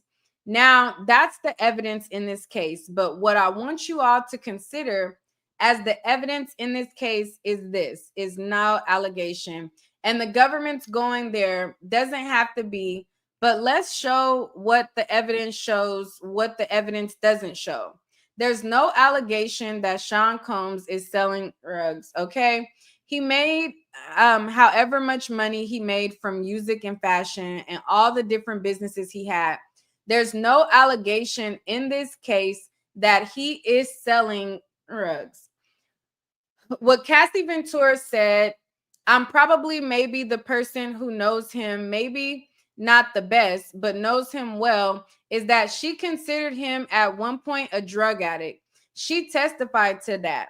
Well, where are the drug addicts going to get, unless you're going to grow your own Xanax, unless you're going to somehow grow poppy seeds? I don't know where this stuff comes from. You're going to get it from somewhere.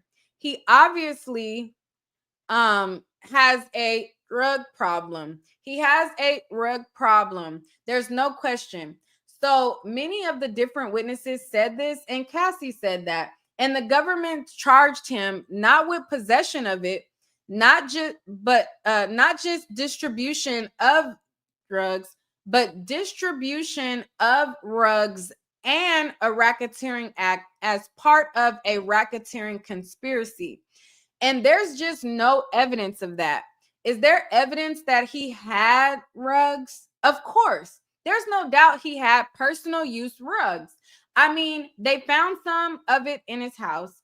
The witnesses are testifying that there's personal use rugs around, but he was using his enterprise. Is this really part of a racketeering conspiracy where he's using his enterprise to sell rugs, move rugs, have rugs, possessed with intent to distribute rugs? I submit to you the answer is no. But you're going to have to give.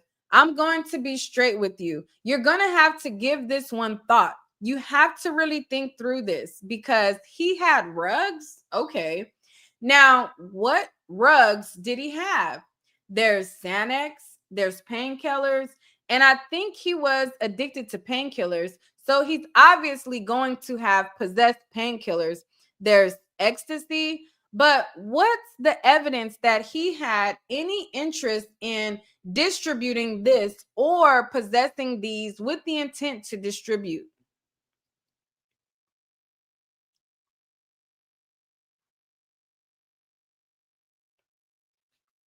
It says these are things that he did with his girlfriends. They did them together. There's no indication that he's, getting this stuff so that he could either sell it to Cassie or Jane or somehow, move rugs, distribute the rugs. That's just not what the evidence is. I submit to you.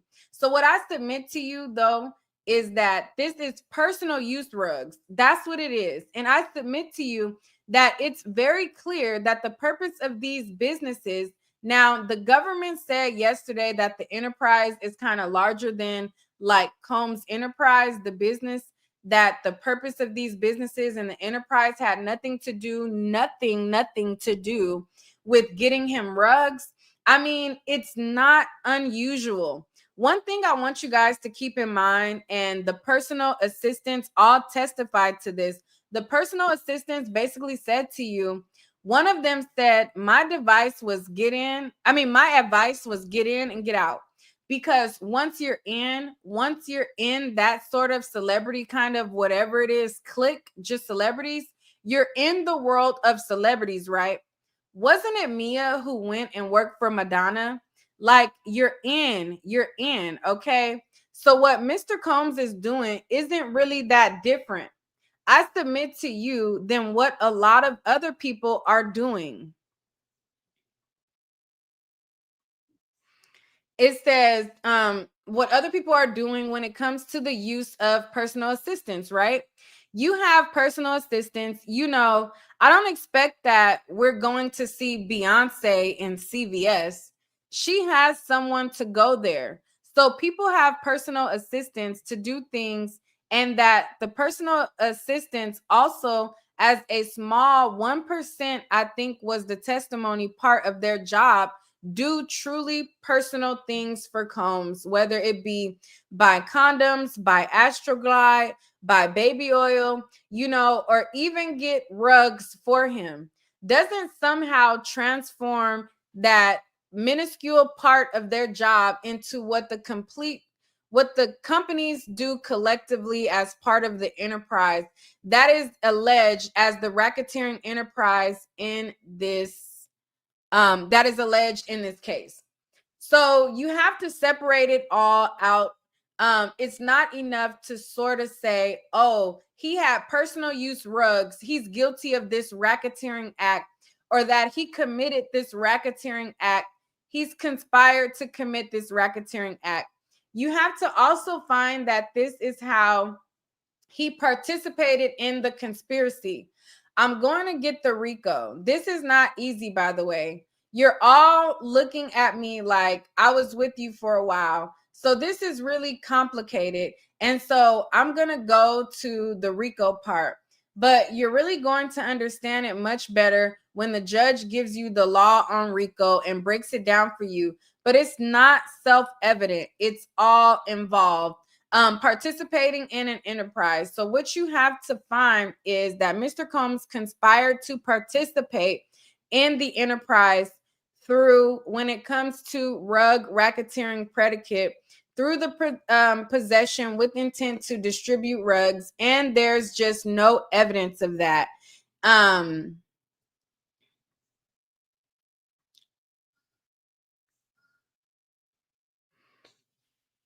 It says it's not a rug charge. He's not charged with rugs. He's charged with participating in the enterprise through the distribution with intent to sell.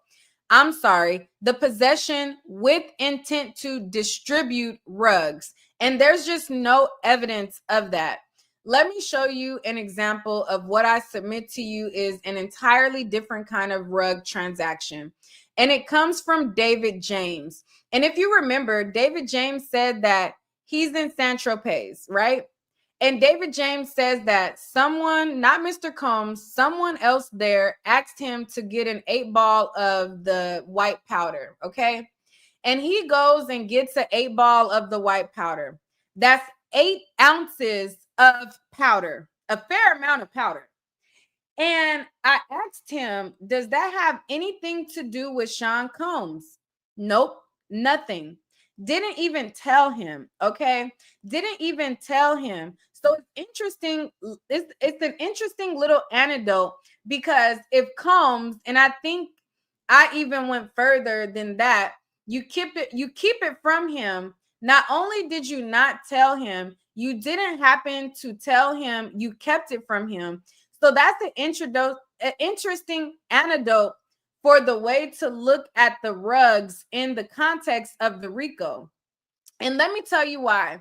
Because if it was really an enterprise business to move rugs or to get rugs and move them from one point to another, why would he hide it from the head of the enterprise? He'd be like, hey, doing enterprise work, got an 8 ball. And I think it was some woman. Anyway, I got an 8 ball for so and so. Aren't you happy I'm doing stuff for our criminal enterprise? Isn't this what I'm supposed to be doing? But he's keeping it from him because that's not what they do. Also, I don't want you to sort of lose sight of the fact that, Cassie doing a lot of rugs. Cassie getting rugs from Banna. Banna testified to that. Cassie testified to that. And I'm not justifying it, but it's people in kind of creative fields and they're just kind of doing. I'm not in the creative field, so I wouldn't know, but they seem to be doing what people in creative fields do. All of a sudden, it's part of racketeering conspiracy. There's just no evidence that this has anything to do with racketeering conspiracy. Okay. I want to talk about Cassie and I'm going to talk about the S trafficking count. It says in Racketeering Act. So let's talk in first general. And at one point, you'll be happy to know, at one point, I was going to show you text messages after text messages after text messages. Look, I can't say the word. She wants to do it. She likes it. She's talking. A lot of dirty talk in this case. Probably more dirty talk in this case than your average federal criminal case. It says more than your average federal criminal case by a long shot. But you guys remember this. I know you want me to do it, and that's not going to be helpful to you. What's helpful to you is, I think, to tell you very quickly the story of Cassie and Sean Combs. And then put their S life into context where you will see it's just not S trafficking. I mean, first of all, let's start with the lowest hanging fruit imaginable. It's his girlfriend. I suppose you can S traffic your girlfriend if you sell her into prostitution. I think you've done it. I mean, I'm not saying that a boyfriend can't. I think probably husbands and wives doesn't matter. Sisters and brothers, God forbid, my client sometimes says, I'm not saying that, but I'm saying it's the S that they are having. I mean, there's no suggestion that Sean Combs is making money from it. I mean, you guys know that, right? He's not making money from this. This is his personal life. They are swingers. They are validly swingers. This is their lifestyle. He wouldn't think in a million years that there's anything wrong with it. And it was fine. If you go through all of the text messages, hundreds, thousands, however many there are, they're a couple and they're fighting about a lot of things, but you're not seeing, and we're not going to talk about, and we're going to talk about Jane in a second.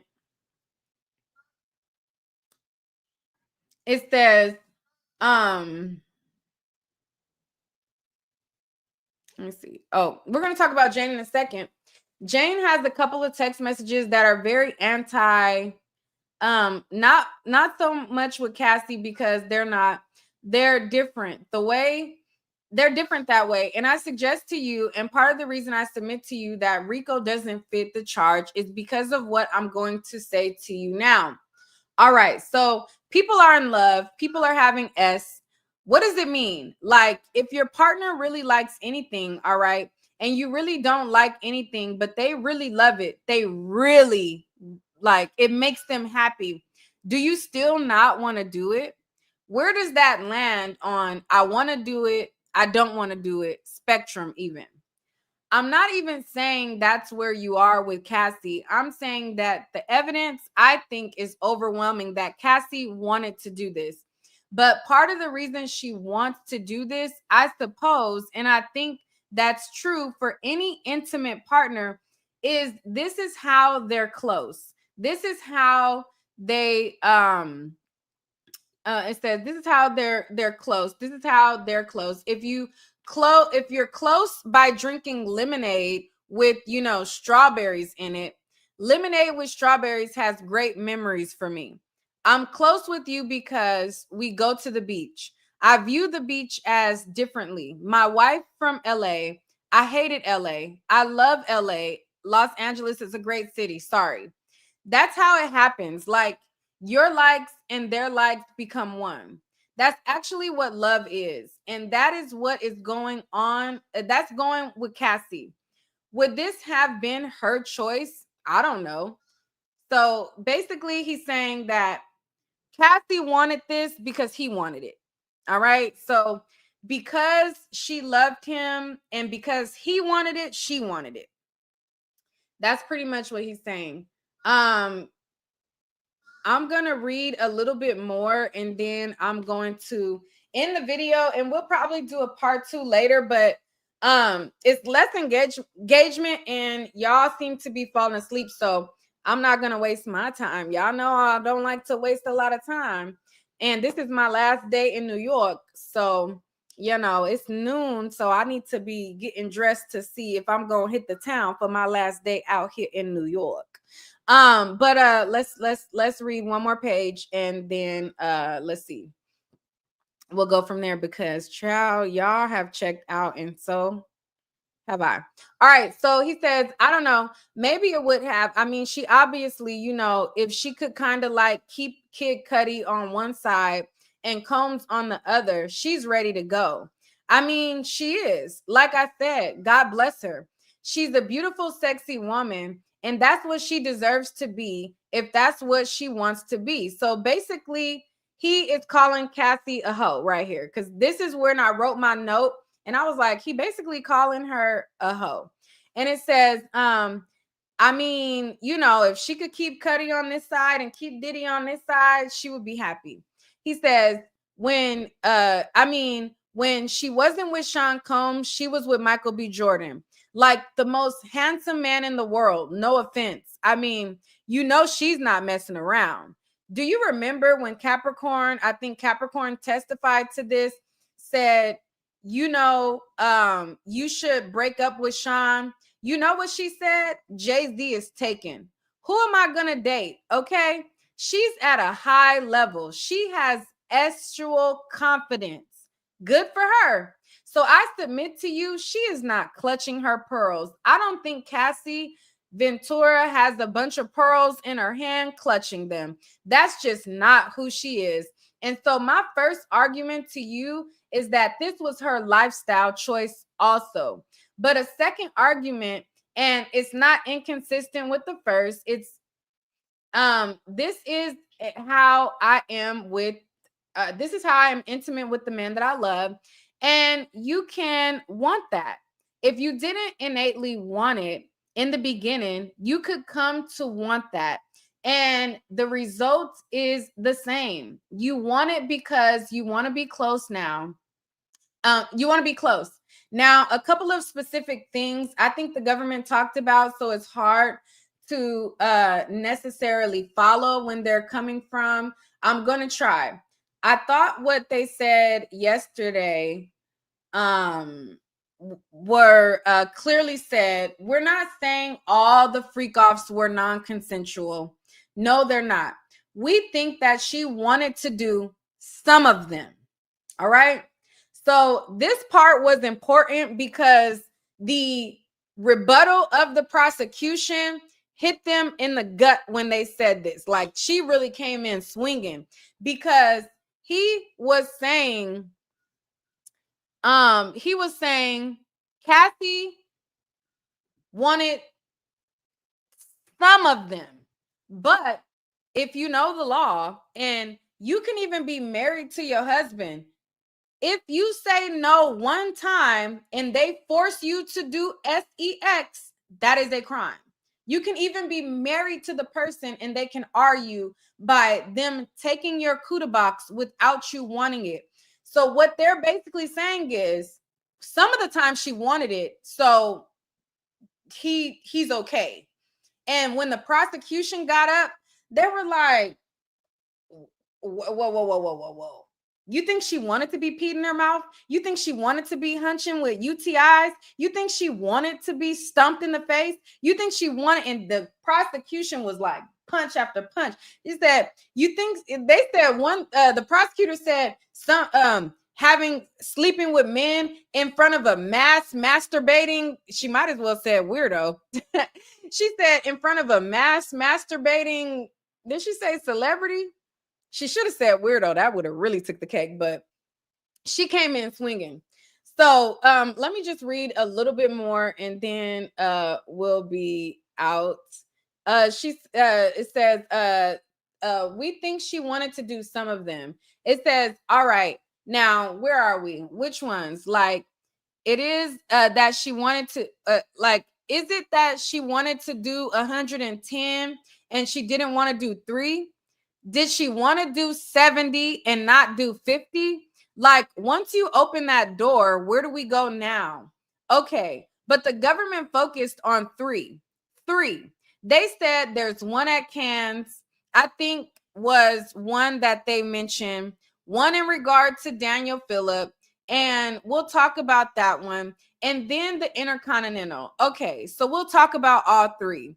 And then he talked about the different times when she didn't want the freak offs. And he's saying, well, at least, well, she wanted all the other ones. So the times that she didn't want it, oh, well, she already opened the box. And I'm like, okay. It says the Cannes one, I don't know that there's any evidence of that one way or other. I mean, it's just one that they kind of like threw into the mix, you know? But think about it for a second. If what the government is saying is they're not saying that, they're saying that all S trafficking, some were okay. You know, when you have to ask, well, how is he supposed to know the difference? I mean, if we're at a freak off number 75 and 75 of them have been consensual, what what would make freak off number 76 off the, you know, off the table? Now at 76 it's S trafficking. 0 to 60 now it's S trafficking. And none of that happens. I mean, none of that happens. There's no time where, you know, she says in a text message, you know, I mean, she gets mad at him sometimes. He gets mad at her sometimes. He sometimes speaks vulgar to him. She speaks vulgar to him. But there's nothing that would say to him, oh, I get it. She doesn't ever want to do these again. You know, she doesn't ever want to do these again. Nothing. And I submit to you, there's nothing that would ever indicate to him that, you know, this was something against her will. All right. So we're going to stop there. That is when they get into the Cassie bit. And, we will chat more, but I want to thank y'all so much for listening, and we can probably do part 2 at a later date or a later time.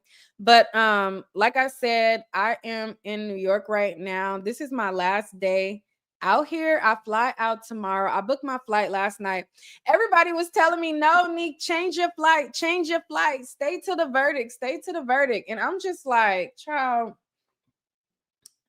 although my mom, and I want to shout out my mama, she has been helping me throughout this process so much. My mama been holding it down for me with my daughter, making sure that on the visits that my daughter goes to her dad, that my mom takes her to her dad, picks her up from her dad, and then keeps her throughout the week and holding it down. And my mom told me I don't have to come back. So I don't want y'all to think like, you know what I'm saying? But this is the longest that I've ever been away from my daughter, for one. For two, I enjoyed the experience of being in trials, listening to the evidence, hearing the people testify, hearing the closing arguments in person from my own ears, and seeing the evidence myself. I definitely enjoyed that so much. Like, I love the networking. I was able to meet Henny, who's in the chat right now. I met her, and I met so many different content creators here. It was a place to be able to network, but child, it was real phony up there as well. It was a lot of different energies, a lot of different click type things happening. And if y'all know me, I'm not a click type of gal. Okay, I beat to my own drum. I'm an only child. If y'all don't know anything about my background, number one, in any social group or circle, I've always been a leader, never a follower. That's number one. Number two, I just never been like, you know what I mean, like a person. I'll save my rant for another live. Let me not. Let me not. Let me not. But anyways, the point is, it's a lot of energies going on. And although I did enjoy like networking, it's just a lot of phony stuff too that I just be peeping and I just be like, child, I can't endure no more phoniness. I just cannot. Now, I just cannot. And I'll be real cordial, and y'all see me talking to everybody and being cool and being cordial, but it be a lot. And I be biting my tongue and holding my tongue and just being cool and just, calm, cool. Like I peep. I see that, you know. It's one of those things to where it's like, although it would be, I mean, I just know that it's going to be dope for everybody who's there when the verdict is read and just to feel what it feels like. But child, I'm gonna take my ass home. I'm gonna take my ass home. You said I'm listening, keep going. How long is my flight home? Long. Child, I'm flying from one coast all the way to the other coast. It's crazy because flying from Cali to here is like 5 hours, but flying from New York to Cali is like 6 hours. It's 5 hours coming from Cali, 6 hours coming from New York back. I don't know how you add an additional hour, but whenever I look at my flight times coming from New York, it's always longer to get home than it is to come here. But anyways, so I say all that to say I have a long journey home. I have a long journey home. And I want to take out these braids. Now, I know some people was like, oh, the braids look fine. These braids are busted. Okay. I don't ever leave in braids longer than like 2 weeks. And the reason why that it looks a little bit decent is because I rebraided the braids that you see on the perimeter. Okay. That's always a braid tip. The ones that's closest to your hairline